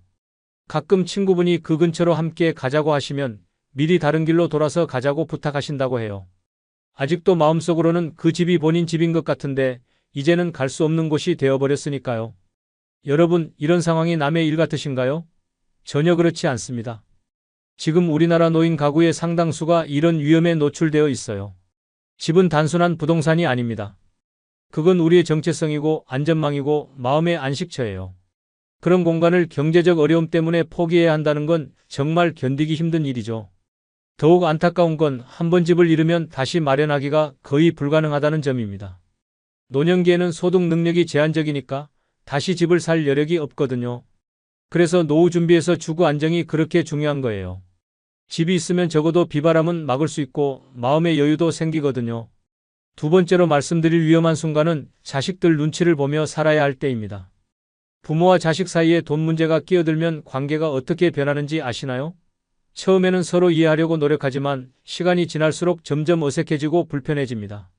경제적으로 자립하지 못한 부모님은 자식 집에서도 눈치를 볼 수밖에 없어요. 냉장고 하나 열 때도 이걸 먹어도 될까 망설이게 되고 전기 한번 켤 때도 전기료가 걱정되어 조심스러워집니다. 더 안타까운 건 자식들도 처음에는 좋은 마음으로 모시려고 하지만 현실적인 부담이 계속 쌓이면 표정이 변하기 시작한다는 점이에요. 생각해 보세요. 젊은 세대도 요즘 경제적으로 쉽지 않잖아요. 집값, 육아비, 교육비로 허리가 휠 정도인데 거기에 부모님 생활비까지 감당하려니 부담이 클 수밖에 없죠. 그러면 자연스럽게 집안 분위기가 무거워져요. 처음에는 괜찮아요. 걱정하지 마세요라고 하던 자식들이 점점 말수가 줄어들고 이번 달은 외식 좀 줄여야겠어요. 전기료가 많이 나왔네요 같은 말들이 나오기 시작하죠. 부모님들은 그런 말 한마디 한마디에 가슴이 찔리세요. 내가 자식들한테 짐이 되고 있구나. 내 때문에 아이들이 힘들어하는구나 하는 생각이 들면서요. 실제로 경남 거제에 사시는 73살 할머니 경험담을 들려드릴 겸 남편분이 돌아가신 후 생활이 어려워져서 큰딸 집에 잠깐 머물게 되셨거든요. 처음 한두 달은 정말 좋았어요. 딸도 사위도 엄마 여기서 편히 계세요. 저희가 모실게요라고 따뜻하게 맞아주셨고 손주들도 할머니가 와서 좋아했고요. 그런데 3달째 되니까 분위기가 조금씩 달라지더라고요. 딸의 표정이 예전 같지 않고 사위도 말수가 줄어들었어요. 어느 날은 사위가 요즘 생활비가 너무 많이 나가네요. 전에 비해서 2배는 더 드는 것 같아요 라고 딸한테 말하는 소리를 들으셨대요. 그 순간 얼마나 마음이 아프셨을까요? 내가 여기 있어서 아이들이 경제적으로 힘들어하는구나 하는 생각이 드시면서요. 그 후로는 모든 게 조심스러워지셨어요. 밥도 조금씩만 드시고 물도 아껴 쓰시고 전기도 최대한 안 쓰려고 일찍 주무시고 늦게 일어나시고요. 심지어 아프셔도 말씀 안 하셨어요. 병원 가면 돈 들까봐 걱정되어서요. 혈압약 떨어져도 괜찮다 하시면서 참으셨고요. 그렇게 몇 개월을 지내시다가 어느 날 딸이 조심스럽게 말하더래요. 엄마, 혹시 다음 달부터 요양원도 한번 알아볼까요? 전문적으로 돌봐주는 곳이 엄마한테는 더 좋을 것 같아서요. 그 말을 들으시는 순간 할머니는 모든 걸 이해하셨다고 해요. 아, 이제 정말 나갈 때가 되었구나 하고요.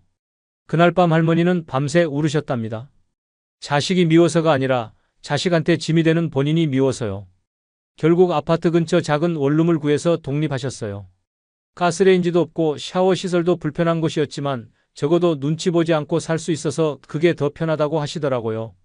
혼자 컵라면 끓여 드시면서 이게 진짜 내 밥이구나 하고 혼자 중얼거리셨다는 그 말씀이 가슴을 찡하게 하네요. 여러분, 이런 상황이 누구 잘못일까요? 자식들이 매정해서일까요? 아니면 부모님이 이기적이어서일까요? 둘 다 아니에요. 이건 구조적인 문제예요. 노후 준비가 부족한 상태에서 맞이하는 현실적인 어려움이죠. 자식들도 나름대로 최선을 다하려고 하지만 현실적인 한계가 있어요. 부모님들도 자식들한테 폐 끼치기 싫어서 최대한 참으려고 하시지만 그것도 한계가 있고요. 결국 경제적 자립이 안 되어 있으면 가족 간의 사랑도 지켜내기 어려워져요. 서로 사랑하는 마음은 있지만 현실적인 부담 때문에 관계가 어색해지고 거리감이 생기게 되거든요. 그래서 노후 준비에서 가장 중요한 게 경제적 독립이에요. 자식들과 좋은 관계를 유지하려면 부모도 최소한의 경제력은 갖춰야 해요. 자식 눈치 안 보고 함께 식사하며 웃을 수 있고 손주 생일 선물도 사줄 수 있고 가끔은 오늘 외식하자 하고 먼저 제안할 수 있는 여유 말이에요. 세 번째로 말씀드릴 위험한 순간은 명절 아침 혼자 밥을 먹어야 할 때입니다. 설날이나 추석 같은 명절은 원래 가족이 모이는 날이잖아요. 그런데 그 특별한 날에 혼자 밥상 앞에 앉아 있다는 건 정말 견디기 힘든 일이에요. TV에서는 온 가족이 모여 웃으면서 떡국 먹는 모습을 보여주는데 내 방은 쥐 죽은 듯 조용하고 전기밥솥에서 하루 전 남은 밥 데워서 김 한 장 올려 먹는 현실이에요. 물론 자식들한테서 연락은 와요. 아버지, 이번 명절은 못 갈 것 같아요. 코로나 때문에 조심해야 할 것 같아서요. 엄마, 차례는 나중에 따로 지낼게요. 애들이 감기 기운이 있어서요. 말은 그럴듯하죠. 하지만 정말 솔직하게 말하면 그 뒤에는 모시기 부담스럽다는 마음이 숨어 있는 거 아시잖아요. 그런 문자를 받고도 괜찮다, 조심해라 하고 답장을 보내야 하는 그 심정이 얼마나 복잡할까요? 이해는 가지만 서운한 마음도 있고 화가 나면서도 또 한편으로는 자식들이 미안해할까 봐 괜찮은 척 해야 하고요. 서울 마포구에 사시는 78살 할아버지 이야기를 들려드릴 겸 부인은 몇 해 전에 돌아가시고 아들은 경기도 외곽에서 살고 있어요. 작년 설날 이 할아버지는 아침 일찍 차례상 차릴 준비를 하려고 냉장고를 여셨대요. 동네 시장에서 미리 사둔 나물 몇 가지와 마른 반찬들을 꺼내려고 하셨죠. 그런데 막상 꺼내려다가 손을 멈추셨어요. 뭐하러 이걸 차리나 하는 생각이 드시면서요. 부인도 안 계시고 아들도 안 오는데 혼자 차례상 차려놓고 앉아 있으면 더 쓸쓸할 것 같으셨거든요. 결국 전기포트에 물 끓여서 컵라면 하나에 계란 하나 풀어서 드셨어요. 식탁 위에는 성냥갑만 한 액자 하나, 돌아가신 부인 사진만 덩그러니 놓여 있었고요. 그날 오후에 동네에 사시는 다른 어르신이 전을 좀 나눠주려고 찾아오셨대요. 할아버지는 눈물이 터질까봐 문만 살짝 열고 감사합니다 하고 황급히 문을 닫으셨어요. 그 작은 친절에도 눈물이 나려고 하시더라고요. 사람의 따뜻함이 그렇게 고마울 수가 없으셨던 거죠. 그날 밤 할아버지는 TV도 끄고 불도 끈 채로 어둠 속에서 새벽까지 잠을 이루지 못하셨어요. 그러면서 이런 생각이 드셨다고 해요. 이게 사람 사는 꼴인가? 살아있다는 게 미안하네. 명절에 느끼는 외로움은 평소 외로움과는 차원이 달라요. 온 세상이 가족 단위로 움직이는 것 같은데 나만 혼자 남겨진 것 같은 기분이 들거든요. 이웃집에서 들려오는 웃음소리, 엘리베이터에서 보는 선물 상자들, 자식들이 올리는 가족 사진들까지 모든 게 나만 빼놓고 돌아가는 것처럼 느껴져요. 더 힘든 건 그 하루가 정말 길게 느껴진다는 점이에요. 할 일도 없고 갈 곳도 없고 연락할 사람도 없으니까 시간이 거의 안 가요. 하루 종일 TV만 보다가 저녁에는 편의점 네온사인 불빛을 보면서 스스로를 위로해요. 괜찮아, 오늘만 넘기면 되니까. 하지만 그 하루하루가 사람을 무너뜨려요. 특히 명절 같은 특별한 날일수록 더 그렇죠. 만약 경제적 여유가 있었다면 어땠을까요? 음식 몇 가지 사서 아는 분들과 함께 식사라도 할 수 있었을 거예요. 아니면 작은 여행이라도 떠나서 혼자만의 시간을 의미 있게 보낼 수도 있었을 테고요. 최소한 나 자신에게 오늘도 괜찮은 하루야 하고 위로할 여유는 있었을 거예요. 하지만 돈이 없으면 외로움은 가난과 함께 더 깊어져요.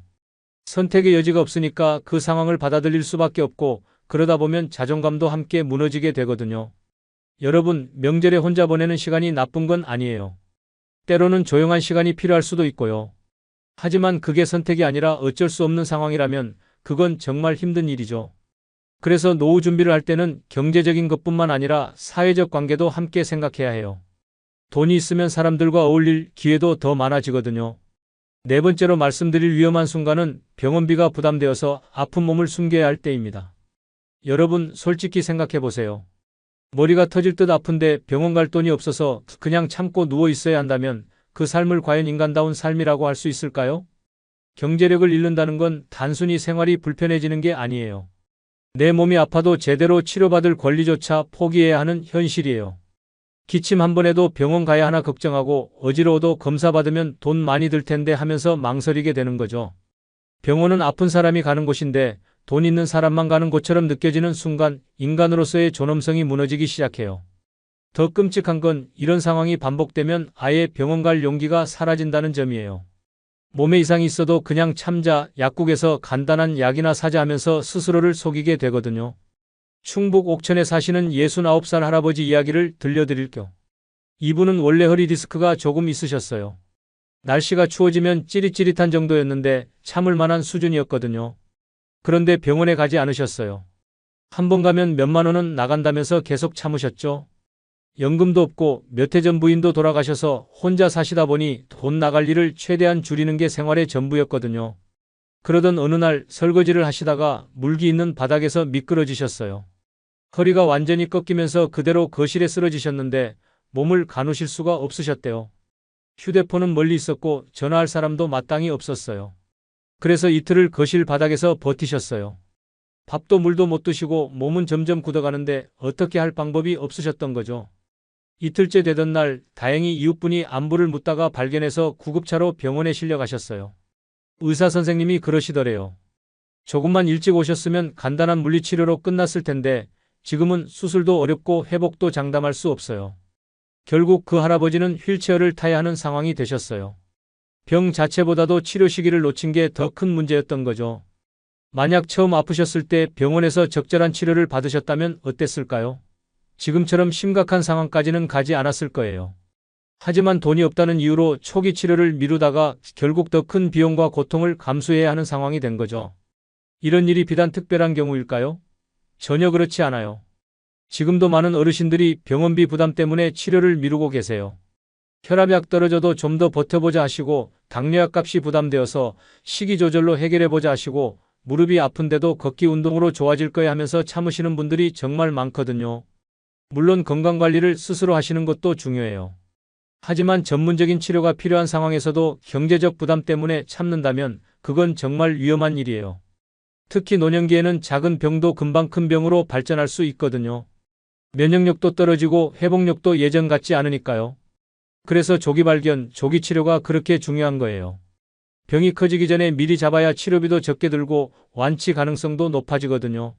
하지만 경제력이 뒷받침되지 않으면 그런 선택을 할 수가 없어요. 당장 몇만 원이 아까워서 미루다가 나중에 몇백만 원, 몇천만 원의 치료비를 감당해야 하는 상황이 오는 거죠. 여러분, 건강은 정말 소중한 자산이에요. 돈을 잃으면 다시 벌 수 있지만 건강을 잃으면 돈으로도 되돌릴 수 없는 경우가 많거든요. 그래서 노후 준비를 할 때는 의료비도 반드시 고려해야 해요. 나이가 들수록 병원 갈 일이 많아지는 건 자연스러운 현상이니까 그에 대한 대비책도 미리 마련해 두셔야 해요. 다섯 번째로 말씀드릴 위험한 순간은 장례식이 두려워질 때입니다. 죽음 자체가 무서운 게 아니에요. 죽고 난 후에 내 장례를 제대로 치러줄 사람이 없다는 사실이 더 무서운 거죠. 관 하나 마련할 돈도 없고 상주가 될 자식들과는 연락도 뜸하고 마지막 길을 함께 걸어줄 친구들도 이미 세상을 떠났다면 그 죽음은 인생 전체의 쓸쓸한 마침표가 되는 거예요. 사람은 누구나 마지막에는 존엄하게 떠나고 싶어 해요. 누군가 기억해주고 애도해주고 그리워해주는 죽음을 원하죠. 하지만 돈이 없으면 그런 작은 바람조차 사치가 되어버려요. 강원도 정선에 사시는 87세 할아버지 이야기를 들려드릴게요. 최근 심장질환으로 병원에 자주 다니시면서 이런 생각이 드셨다고 해요. 내가 만약 내일 죽는다면 이 병원에 있는 누구라도 내 이름을 기억해줄까? 자식들과는 오래전에 연락이 끊겼고 친구들은 대부분 세상을 떠나셨어요. 아파트 관리실에서는 그분을 조용한 어르신이라고 부를 뿐 깊이 알고 지내는 사람은 없었거든요. 그래서 요즘 잠이 잘 안 오신다고 해요. 혹시 나도 아무도 모르게 조용히 세상을 떠나는 고독사가 될까봐 걱정되어서요. 한 달 전에는 시청에 가서 조용히 물어보셨대요. 혹시 무연고 사망자 처리 절차가 어떻게 되는지 아세요? 공무원이 놀라서 왜 그러세요? 아직 건강하신데요 라고 하니까 웃으면서 그냥 미리 알아두려고요. 남에게 피해주면 안 되니까요 라고 대답하셨대요. 그 후에는 인터넷으로 최저가 장례식장을 알아보셨어요. 관도 가장 저렴한 나무로 하고 절차도 간소화해서 치르는 방식으로요.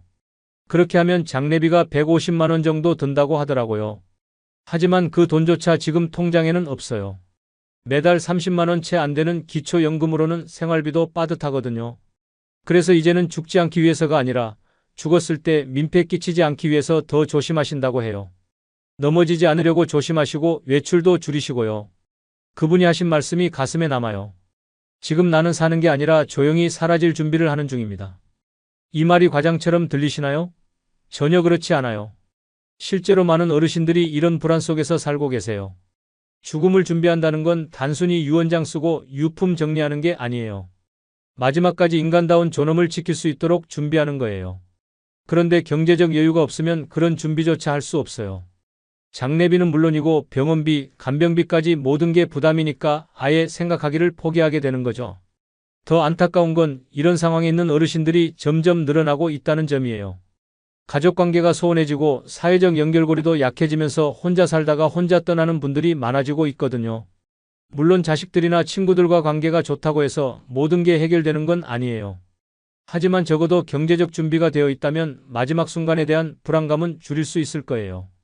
장례 비용을 미리 마련해두고 병원비 걱정 없이 치료받을 수 있고 간병인도 쓸 수 있다면 적어도 경제적인 이유로 존엄성을 포기할 필요는 없겠죠. 여러분, 죽음은 누구에게나 평등하게 찾아와요. 하지만 그 죽음을 맞이하는 방식은 사람마다 다를 수 있어요.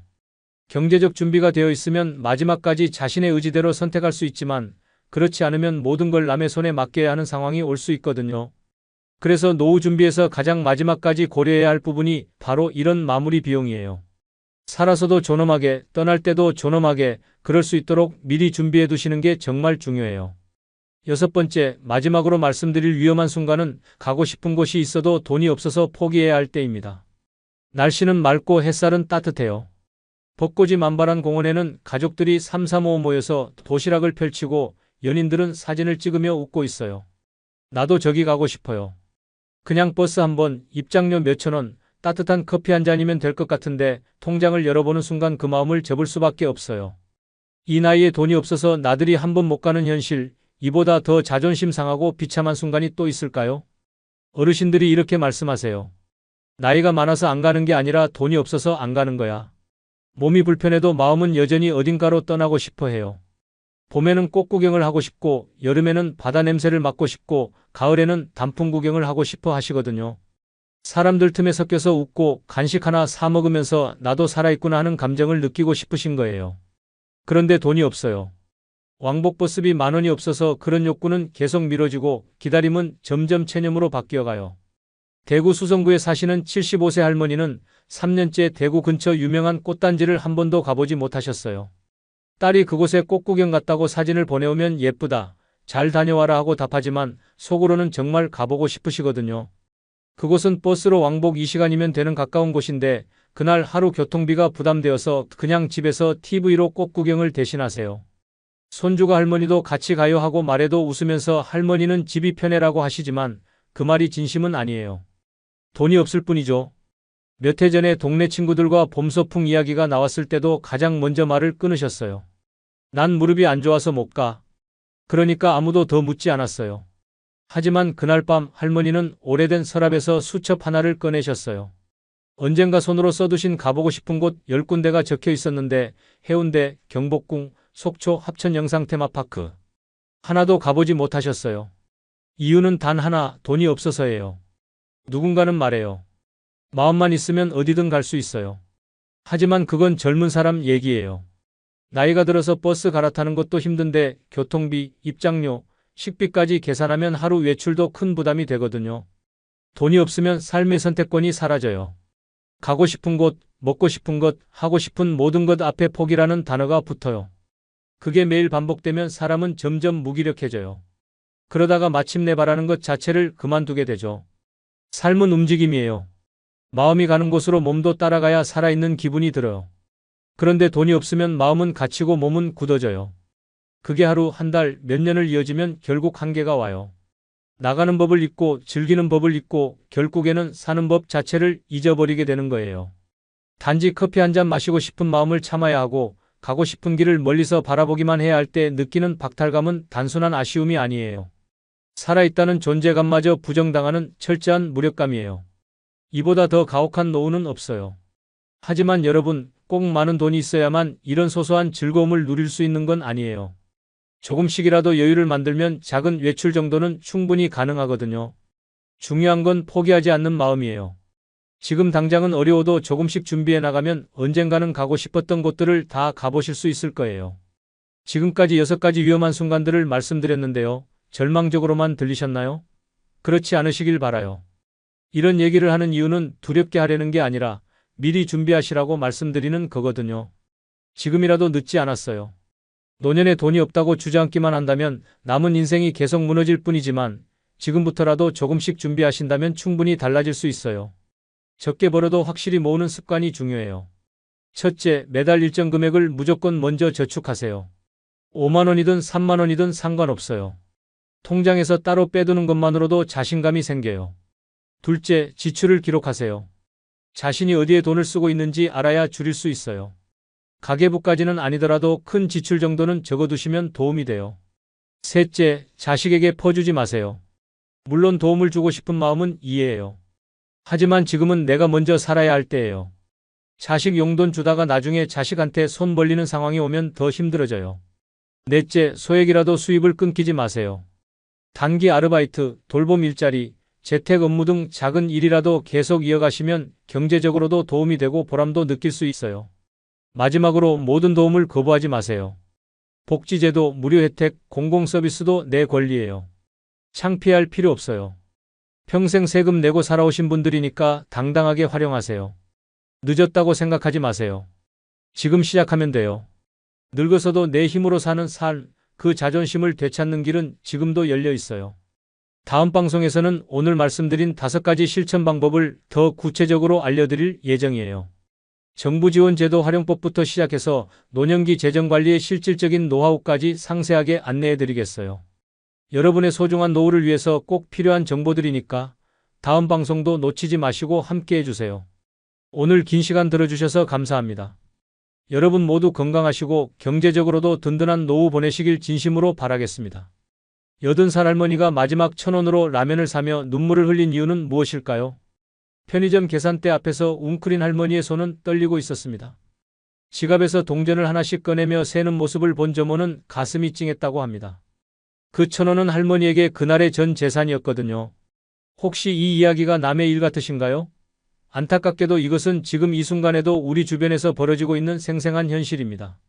국민연금연구원의 최근 조사에 따르면 우리나라 노인 빈곤율은 경제협력개발기구 OECD 평균의 2배가 넘습니다. 10명 중 4명이 최저생계비에도 못 미치는 소득으로 살아가고 있다는 뜻입니다. 더욱 충격적인 것은 이들 대부분이 젊은 시절에는 평범한 중산층이었다는 사실입니다. 성실히 일하고 자녀를 키우고 노후를 준비했다고 생각했던 사람들이 어느 날 갑자기 빈곤의 늪에 빠지게 된 것이죠. 오늘 이 시간에는 노후 빈곤이 우리에게 던지는 5가지 절망적인 순간들을 함께 살펴보겠습니다. 하지만 단순히 절망만을 이야기하는 것이 아닙니다.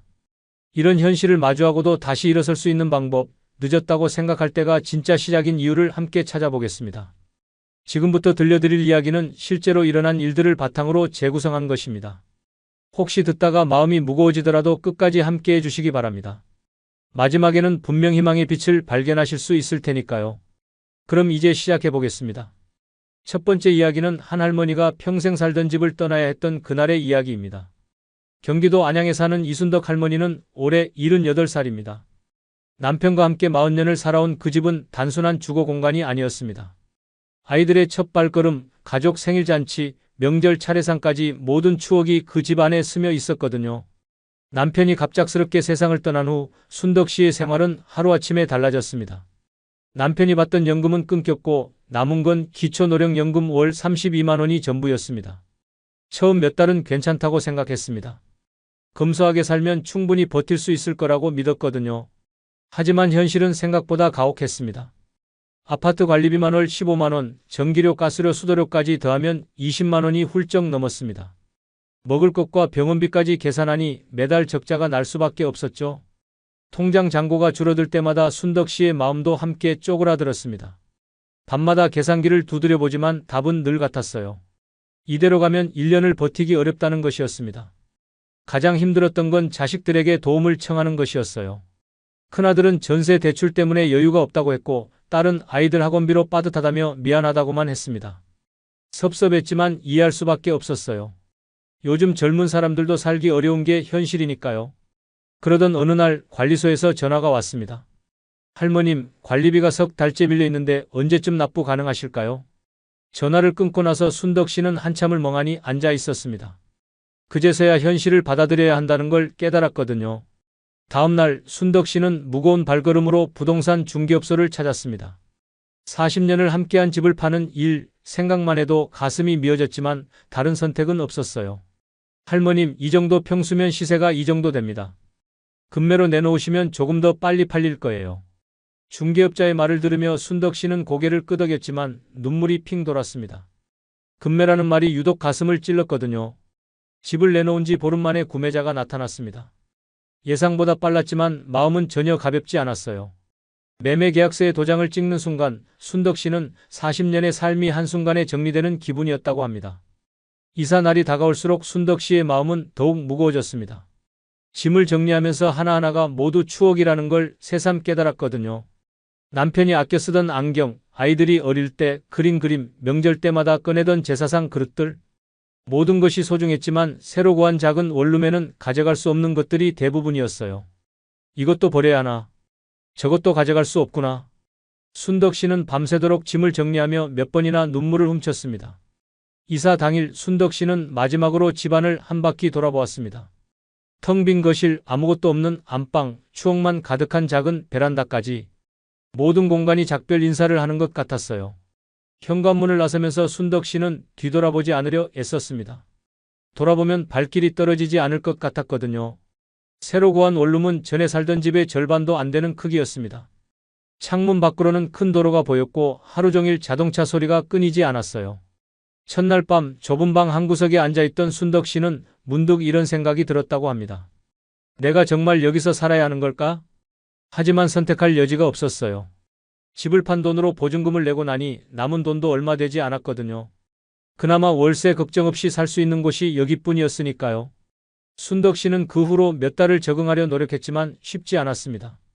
밤마다 옛집 꿈을 꾸었고 길을 걷다가 비슷한 아파트를 보면 가슴이 먹먹해졌어요. 평생을 모아서 마련한 집인데 이렇게 쉽게 떠나야 하다니. 순덕 씨의 한숨 섞인 목소리에는 깊은 아쉬움과 체념이 담겨 있었습니다. 하지만 가장 슬픈 건 따로 있었어요. 집 주소가 바뀌면서 예전 이웃들과의 연락도 자연스럽게 끊어진 것이었거든요. 40년을 함께 살며 정을 나눈 사람들과의 인연마저 집과 함께 사라져버린 셈이죠.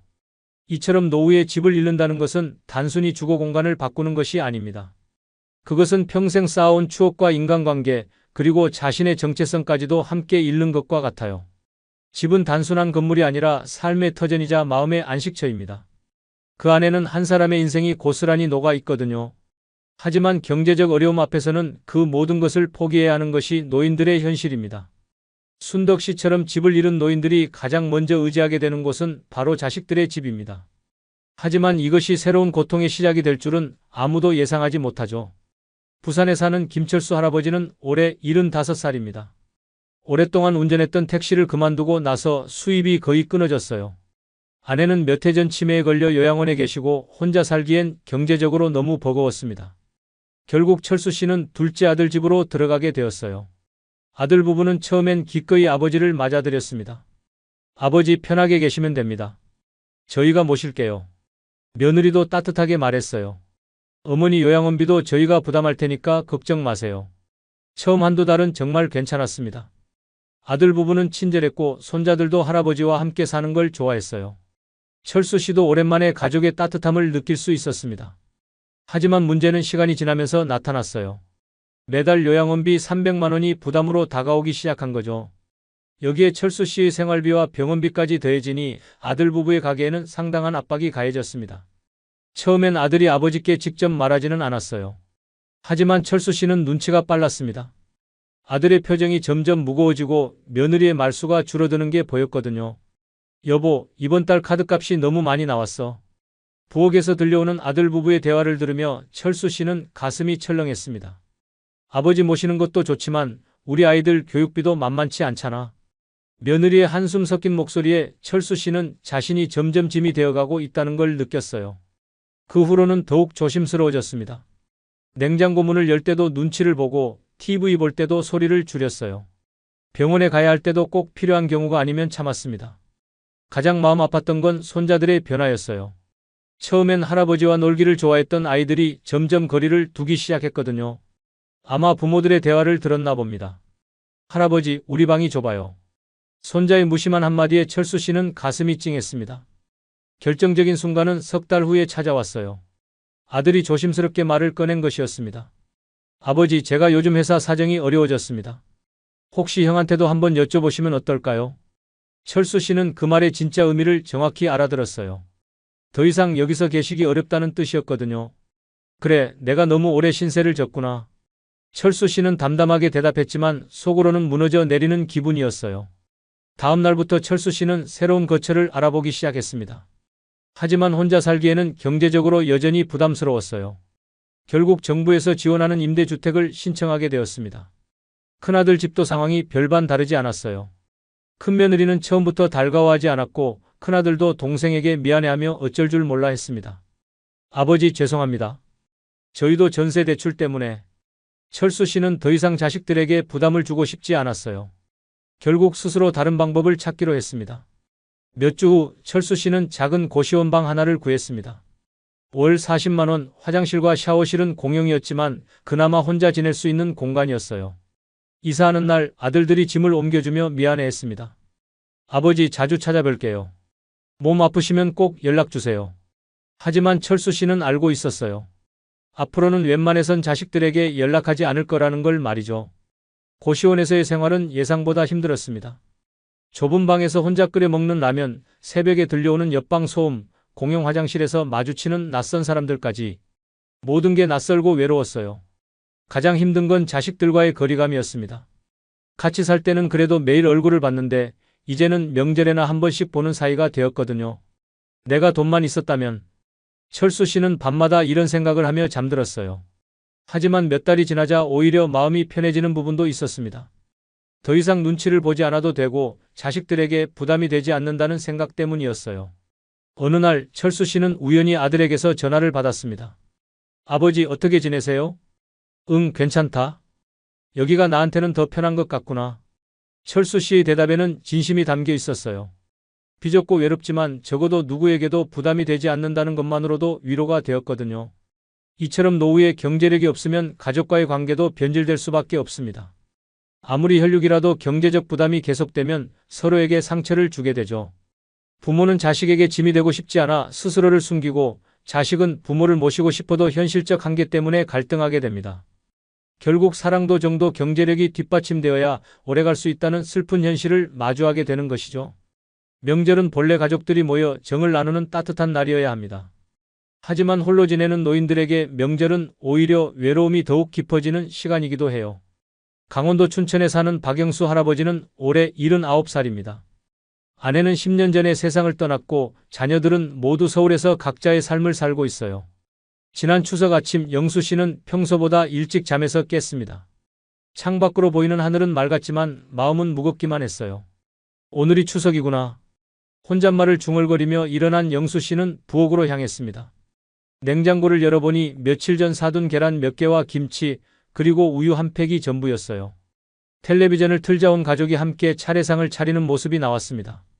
웃음소리가 가득한 화면을 보며 영수 씨는 괜히 채널을 돌렸어요. 차라리 보지 말자. 하지만 어느 채널을 돌려도 명절 특집 프로그램뿐이었습니다. 결국 텔레비전을 끄고 조용히 앉아 있었어요. 오전 10시쯤 큰아들에게서 전화가 왔습니다. 아버지, 추석 잘 지내세요? 저희는 처가에 가야 해서. 응, 그래. 잘 다녀와라. 짧은 통화를 끝내고 나서 영수 씨는 한숨을 내쉬었습니다. 서운했지만 이해할 수밖에 없었어요. 요즘 젊은 사람들은 양쪽 부모님을 다 모셔야 하니 바쁠 수밖에 없으니까요. 둘째 딸에게서도 비슷한 내용의 문자가 왔어요. 아빠, 추석 잘 보내세요. 시댁에 가야 해서 못 가서 죄송해요. 다음에 꼭 뵐게요. 영수 씨는 괜찮다고 답장을 보냈지만 손끝이 떨렸습니다. 점심때가 되자 영수 씨는 간단히 라면을 끓였어요. 평소보다 더 정성스럽게 계란도 넣고 파도 썰어 넣었습니다. 그래도 명절인데. 작은 식탁에 혼자 앉아 라면을 먹으며 영수 씨는 문득 몇 년 전 추억이 떠올랐어요. 아내가 살아계실 때는 명절 아침부터 분주했거든요. 여보, 전 부치는 거 도와줘요. 아이고, 나물 무치는 것도 해야 하는데. 부엌에서 들려오던 아내의 목소리, 온 집안에 퍼지던 음식 냄새, 오후에 찾아오던 자녀들의 웃음소리까지. 모든 게 그립기만 했어요. 오후가 되자 아파트 복도에서 웃음소리가 들렸습니다. 옆집에서 가족들이 모인 모양이었어요. 영수 씨는 괜히 텔레비전 소리를 키웠습니다. 다른 집 소리가 더 이상 들리지 않게 하려고요. 나만 이렇게 혼자구나. 저녁이 되어서야 영수 씨는 집 밖으로 나왔습니다. 답답한 마음을 달래려고 동네를 한 바퀴 돌아보기로 했거든요. 하지만 거리는 더욱 썰렁했어요. 대부분의 상점들이 문을 닫았고 평소 만나던 동네 할아버지들도 보이지 않았습니다. 아마 다들 자식들 집에 가셨나 봐요. 공원 벤치에 잠시 앉았을 때 옆 벤치에 또 다른 할아버지 한 분이 앉아 계셨습니다. 서로 눈이 마주치자 씁쓸한 미소를 지으셨어요. 명절인데 나오셨네요. 집에 있어봐야 더 답답해서요. 어르신도 그런가 봅니다. 그러게 말입니다. 짧은 대화를 나눴지만 서로의 처지는 충분히 이해할 수 있었어요. 굳이 길게 설명하지 않아도 알 수 있는 외로움이었거든요. 집으로 돌아온 영수 씨는 저녁도 간단히 해결했습니다. 밥에 김치만 얹어 먹었지만 평소보다 더 쓸쓸했어요. 밤이 되자 영수 씨는 오래된 사진첩을 꺼냈습니다. 아내와 함께 찍은 사진, 자녀들이 어렸을 때 명절 사진들을 하나씩 넘겨보며 시간을 보냈어요. 그때는 정말 좋았는데. 사진 속 자신의 모습은 지금보다 훨씬 활기차 보였습니다. 가족들에 둘러싸여 환하게 웃고 있는 모습이 지금은 너무도 멀게 느껴졌어요. 다음 날 아침 영수 씨는 평소와 똑같이 일어났습니다. 명절이 지나고 나니 오히려 마음이 편해졌어요. 더 이상 외로움을 감추려 애쓰지 않아도 되니까요. 이런 명절을 보내는 노인들이 영수 씨만이 아닙니다. 전국 곳곳에서 수많은 어르신들이 비슷한 하루를 보내고 계실 거예요. 명절의 외로움이 더욱 아픈 이유는 평소에는 그나마 참을 수 있던 고독감이 이날만큼은 더욱 극명하게 드러나기 때문입니다. 다른 모든 사람들이 행복해 보이는 날에 혼자 있다는 것, 그것은 정말 견디기 힘든 고통이거든요. 하지만 영수 씨는 이런 현실을 받아들이며 나름의 위로를 찾아가고 있어요. 혼자여도 의미 있게 보낼 수 있는 방법을 찾으려 노력하고 있거든요. 나이가 들면서 가장 두려운 것 중 하나가 바로 질병입니다. 몸이 아프면 치료를 받으면 되지만 치료비가 부담스러운 노인들에게는 병원조차 사치가 될 수 있어요. 전라남도 목포에 사는 최순자 할머니는 올해 76살입니다. 몇 달 전부터 무릎이 아프기 시작했는데 처음에는 나이 들어서 그러려니 했어요. 이 나이에 어디 안 아픈 곳이 있겠어? 하지만 통증이 점점 심해졌습니다. 계단을 올라갈 때마다 무릎에서 찌릿찌릿한 통증이 느껴졌고 잠을 잘 때도 자세를 바꾸기 힘들 정도였어요. 순자 씨는 동네 약국에서 파스와 진통제를 사서 버텼습니다. 병원에 가면 검사비만 수십만 원은 나올 텐데 그런 돈이 어디 있겠어요. 참으면 나아지겠지. 하지만 한 달이 지나도 나아지지 않았습니다. 오히려 더 악화되어 이제는 걷기조차 힘들어졌어요. 마침 동네에서 만난 친구가 말했습니다. 순자야, 병원 한번 가봐. 그렇게 아픈데 어떻게 참니? 병원비가 얼마나 나올지 몰라서 그래. 순자 씨의 솔직한 대답에 친구도 할 말이 없었어요. 똑같은 처지라는 걸 알고 있었거든요. 결국 순자 씨는 참다 못해 동네 의원을 찾았습니다. 그나마 큰 병원보다는 저렴할 거라는 생각 때문이었어요. 할머님, 무릎이 많이 부으셨네요. 엑스레이 한번 찍어보시죠. 의사의 말에 순자 씨는 주저했습니다. 선생님, 엑스레이 비용이 얼마나 되나요? 3만 원 정도 될 거예요. 3만 원. 순자 씨에게는 사흘치 식비에 해당하는 돈이었습니다. 일단 약만 주세요. 검사를 안 하면 정확한 진단이 어려운데. 괜찮습니다. 약만. 순자 씨는 겨우 진료비와 약값으로 2만 원을 냈습니다. 통장 잔고를 생각하니 그것도 부담스러웠어요. 하지만 약을 먹어도 나아지지 않았습니다. 오히려 통증은 더욱 심해졌고 이제는 집안에서 움직이는 것도 어려워졌어요. 어느 날 밤 순자 씨는 화장실에 가다가 넘어졌습니다. 무릎에 힘이 빠지면서 그대로 바닥에 주저앉은 것이었어요. 한참을 바닥에 앉아서 일어나지 못했습니다. 다행히 벽을 짚고 겨우 일어날 수 있었지만 그날 밤 순자 씨는 잠을 이루지 못했어요. 이렇게 살 수는 없어.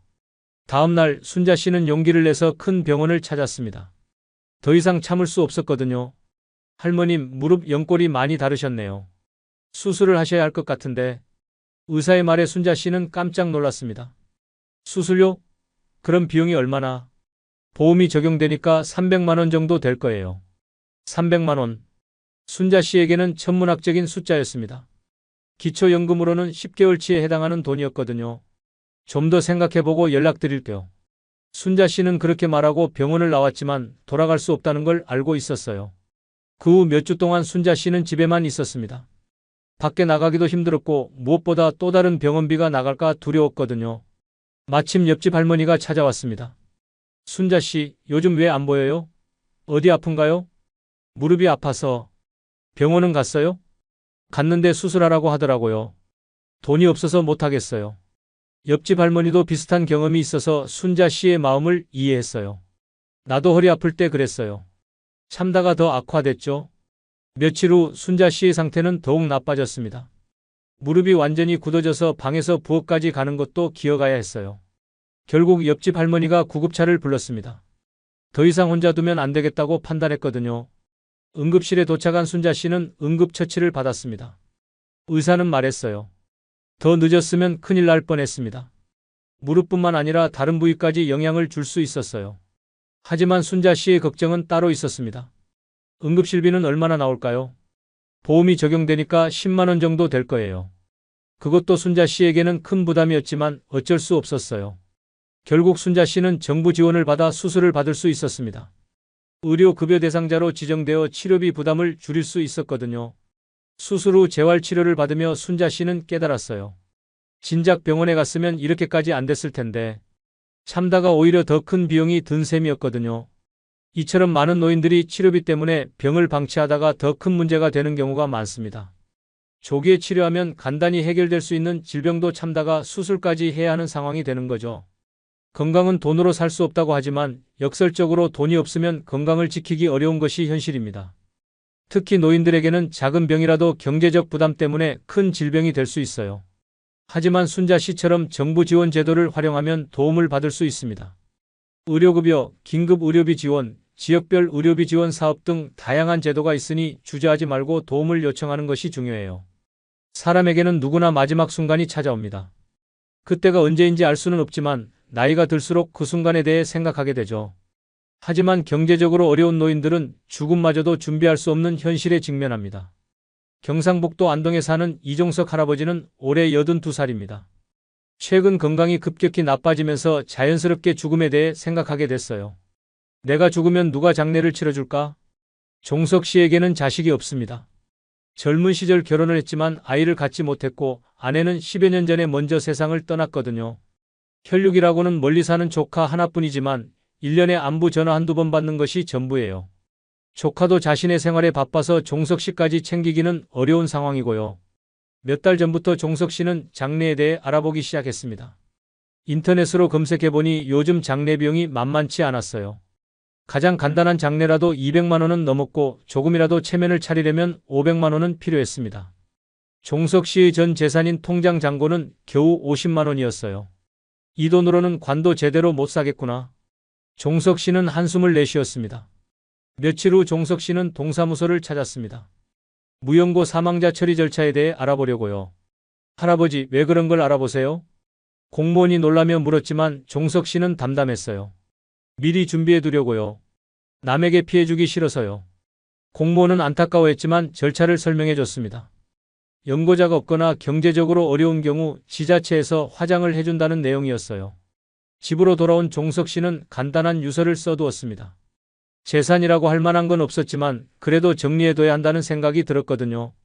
내가 죽으면 이 집 보증금으로 장례를 치르고 남는 돈이 있으면 조카에게 주세요. 짧은 유서였지만 종석 씨에게는 최선이었어요. 그 후로 종석 씨는 더욱 조심스럽게 살았습니다. 갑자기 쓰러져서 누군가에게 부담을 주면 안 된다는 생각 때문이었어요. 외출할 때는 항상 신분증을 챙겼고 집에는 응급 상황 시 연락할 번호를 붙여두었습니다. 조카의 전화번호와 동사무소 번호까지 적어두었어요. 어느 날 종석 씨는 동네에서 만난 할아버지와 이런 대화를 나눴습니다. 요즘 젊은 사람들은 다 바빠서 우리 같은 늙은이들 신경 쓸 겨를이 없어요. 그러게 말입니다. 우리끼리라도 서로 안부 좀 물어봐야겠어요. 그때부터 종석 씨는 동네 어르신들과 더 가까워졌어요. 서로의 안부를 확인하고 며칠 보이지 않으면 찾아보기로 했거든요. 혼자 죽는 건 어쩔 수 없지만 그래도 누군가는 알아주면 좋겠어요. 종석 씨의 소박한 바람이었어요. 최근에는 미리 장례식장에 문의해보기도 했습니다. 혹시 가장 저렴한 장례 패키지가 얼마인가요? 기본형이 150만 원입니다만. 그것도 제게는 부담스럽네요. 더 저렴한 방법은 없을까요? 장례지도사도 난감했지만 화장만 하는 경우를 알려줬어요. 그래도 50만 원은 필요했지만요. 종석 씨는 그나마 다행이라고 생각했습니다. 자신의 전 재산과 비슷한 금액이었거든요. 하지만 가장 걱정되는 건 따로 있었어요. 마지막 순간에 아무도 곁에 있어주지 않을 것이라는 두려움이었거든요. 죽을 때 혼자인 건 괜찮아. 하지만 아무도 모르게 죽는 건 너무 서러워. 종석 씨는 밤마다 이런 생각을 하며 잠들었어요. 어느 날 종석 씨는 우연히 독거노인 돌봄 서비스에 대해 알게 됐습니다. 정기적으로 안부를 확인해주는 서비스였어요. 이거라도 신청해두면 좀 나을까? 종석 씨는 동사무소에 가서 신청했습니다. 비록 가족은 아니지만 누군가 자신을 신경 써준다는 것만으로도 위로가 되었거든요. 지금도 종석 씨는 하루하루를 조심스럽게 살아가고 있어요. 언제 올지 모르는 마지막 순간을 준비하면서도 그래도 의미 있게 살려고 노력하고 있거든요. 돈이 없어서 제대로 된 장례는 못 치르겠지만 그래도 누군가는 내가 살았다는 걸 기억해 줄 거야. 종석 씨의 작은 희망이었어요. 이처럼 많은 노인들이 죽음조차 제대로 준비할 수 없는 현실에 살고 있습니다. 하지만 정부나 지자체의 지원 제도 그리고 이웃들의 작은 관심만 있어도 이런 두려움을 조금은 줄일 수 있어요. 무엇보다 중요한 것은 혼자가 아니라는 느낌을 주는 것입니다. 비록 가족이 없어도 지역 공동체의 일원으로 마지막까지 존중받을 수 있다면 그것만으로도 큰 위로가 될 수 있거든요. 지금까지 노후 빈곤이 가져오는 5가지 절망적인 상황들을 살펴봤습니다. 집을 잃는 아픔, 가족과의 거리감, 외로운 명절, 치료받지 못하는 질병, 그리고 준비할 수 없는 죽음까지 모두 마음 무거운 이야기들이었죠. 하지만 여기서 포기할 수는 없습니다. 아직 늦지 않았거든요. 앞서 만났던 분들의 그 후 이야기를 잠시 들려드릴게요. 순덕 할머니는 작은 원룸에서 새로운 삶을 시작했습니다. 처음엔 모든 게 낯설고 힘들었지만 점차 적응해 나갔어요. 동네 경로당에서 새로운 친구들을 만났고 작은 일거리도 찾았습니다. 무엇보다 더 이상 관리비 걱정을 하지 않아도 된다는 것이 마음의 평화를 가져다 줬어요. 생각해보니 큰 집이 꼭 필요한 건 아니더라고요. 작아도 내가 감당할 수 있는 집이 진짜 내 집이에요. 철수 할아버지도 고시원 생활에 적응하면서 나름의 자유를 찾았습니다. 자식들 눈치를 보며 살 필요가 없어지니 오히려 마음이 편해졌어요. 가끔 자식들과 만날 때도 서로 부담스럽지 않은 관계가 되었습니다. 영수 할아버지는 혼자 보내는 명절이 익숙해지면서 그 시간을 자신을 위해 사용하기 시작했어요. 좋아하는 책을 읽거나 오래된 음악을 들으며 추억을 정리하는 시간으로 만들었습니다. 순자 할머니는 수술 후 건강을 되찾았고 이제는 정기적으로 병원 검진을 받고 있어요. 의료비 지원 제도를 알게 된 후로는 아프면 바로 병원에 가는 습관을 만들었습니다. 종석 할아버지는 독거노인 돌봄 서비스를 받으면서 정기적으로 안부를 확인받고 있어요. 비록 가족은 아니지만 자신을 걱정해주는 사람이 있다는 것만으로도 큰 힘이 되고 있습니다. 이분들의 공통점은 무엇일까요? 바로 현실을 받아들이고 그 안에서 최선을 찾으려 노력했다는 것입니다. 그렇다면 지금부터라도 준비할 수 있는 현실적인 방법들을 알아보겠습니다. 첫째, 작더라도 꾸준한 저축 습관을 만드세요. 한 달에 5만 원이든 3만 원이든 상관없습니다. 중요한 건 꾸준함이에요. 통장에서 자동이체로 빠져나가게 해두면 모르는 사이에 목돈이 만들어집니다. 1년에 60만 원, 10년이면 600만 원입니다. 이 정도만 있어도 급한 상황에서 버틸 수 있는 힘이 됩니다. 둘째, 정부 지원 제도를 적극 활용하세요. 기초연금, 의료급여, 주거급여, 긴급복지지원 등 다양한 제도가 있습니다. 부끄러워할 필요 없어요. 평생 세금을 내며 살아온 우리의 당연한 권리입니다. 동사무소나 국민연금공단에 가서 상담받아보세요. 몰라서 못 받는 혜택이 의외로 많을 거예요. 셋째, 건강관리에 투자하세요. 아프면 더 많은 돈이 들어갑니다. 정기검진, 운동, 건강한 식단 등 건강에 대한 투자는 최고의 노후 대비입니다. 동네 보건소에서는 무료나 저렴한 비용으로 건강검진을 받을 수 있어요. 또 공원에서 하는 무료 운동 프로그램도 많으니 참여해보세요. 넷째, 소소한 수입원을 만드세요. 나이가 들어도 할 수 있는 일들이 있어요. 경비, 청소, 돌봄, 택배 분류 등 체력이 허락하는 범위에서 작은 일거리를 찾아보세요. 온라인으로도 할 수 있는 일들이 늘어나고 있어요. 컴퓨터를 배워서 간단한 데이터 입력 같은 재택근무도 가능합니다. 다섯째, 사회적 관계를 유지하세요. 혼자가 되지 마세요. 경로당, 복지관, 동호회 등 어디든 좋으니 사람들과 어울릴 수 있는 곳을 찾아보세요. 외로움은 때로 질병보다 더 무서운 적입니다. 함께 웃고 이야기할 수 있는 사람들이 있다면 힘든 상황도 버텨낼 수 있어요. 여섯째, 현실적인 주거 계획을 세우세요. 큰 집에 대한 욕심을 버리고 관리 가능한 크기의 집으로 옮기는 것도 좋은 방법입니다. 관리비와 각종 세금이 줄어들면 그만큼 여유가 생겨요. 고령자 전용 임대주택이나 사회주택 등도 알아보세요. 일반 임대료보다 저렴하면서도 안전한 주거 환경을 제공합니다. 일곱째, 미리미리 준비하세요. 유언장 작성, 연명치료 의향서, 장례 방식 등을 미리 정해두세요. 막상 그 순간이 오면 준비할 시간이 없어요. 가족들과도 솔직하게 이야기해보세요. 서로의 상황을 이해하고 현실적인 계획을 세우는 것이 모두에게 도움이 됩니다. 여기서 한 가지 더 중요한 말씀을 드리고 싶어요. 노후 빈곤은 개인의 잘못이 아닙니다. 우리가 살아온 시대적 상황, 사회적 구조의 문제이기도 해요. 그러니 자신을 탓하지 마세요. 대신 지금부터라도 할 수 있는 것들을 하나씩 실천해 나가면 됩니다. 완벽할 필요는 없어요. 작은 변화부터 시작하면 되거든요. 그리고 기억하세요. 나이가 들었다고 해서 꿈을 포기할 필요는 없다는 것을요. 부산에 사는 78세 김영희 할머니는 작년에 컴퓨터를 배우기 시작했어요. 손자에게 영상통화를 걸고 싶어서였는데 지금은 온라인으로 부업까지 하고 계십니다. 대구의 이철호 할아버지는 65살에 텃밭을 시작해서 지금은 동네 사람들에게 채소를 팔며 용돈을 벌고 있어요. 나이는 숫자일 뿐입니다. 의지만 있다면 언제든 새로운 시작이 가능해요. 물론 쉽지 않을 거예요. 때로는 좌절하고 포기하고 싶을 때도 있을 겁니다. 하지만 그럴 때일수록 오늘 들려드린 이야기들을 떠올려 보세요.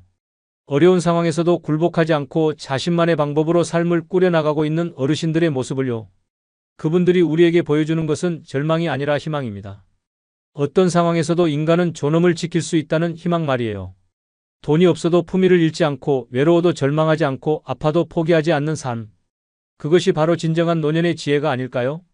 마지막으로 시청자 여러분께 부탁드리고 싶은 말씀이 있어요. 주변에 혼자 사시는 어르신들이 계시다면 가끔이라도 안부를 물어보세요. 작은 관심 하나가 누군가에게는 큰 힘이 될 수 있어요. 그리고 여러분 자신의 노후도 지금부터 차근차근 준비해 보세요. 오늘 이야기가 남의 일로만 느껴지지 않으셨다면 그것이 바로 준비를 시작할 때라는 신호입니다. 댓글로 여러분의 노후 준비 계획이나 주변 어르신들과의 따뜻한 경험담을 공유해 주세요. 서로의 이야기를 통해 더 많은 지혜와 용기를 얻을 수 있을 거예요. 늦었다고 생각할 때가 진짜 시작입니다.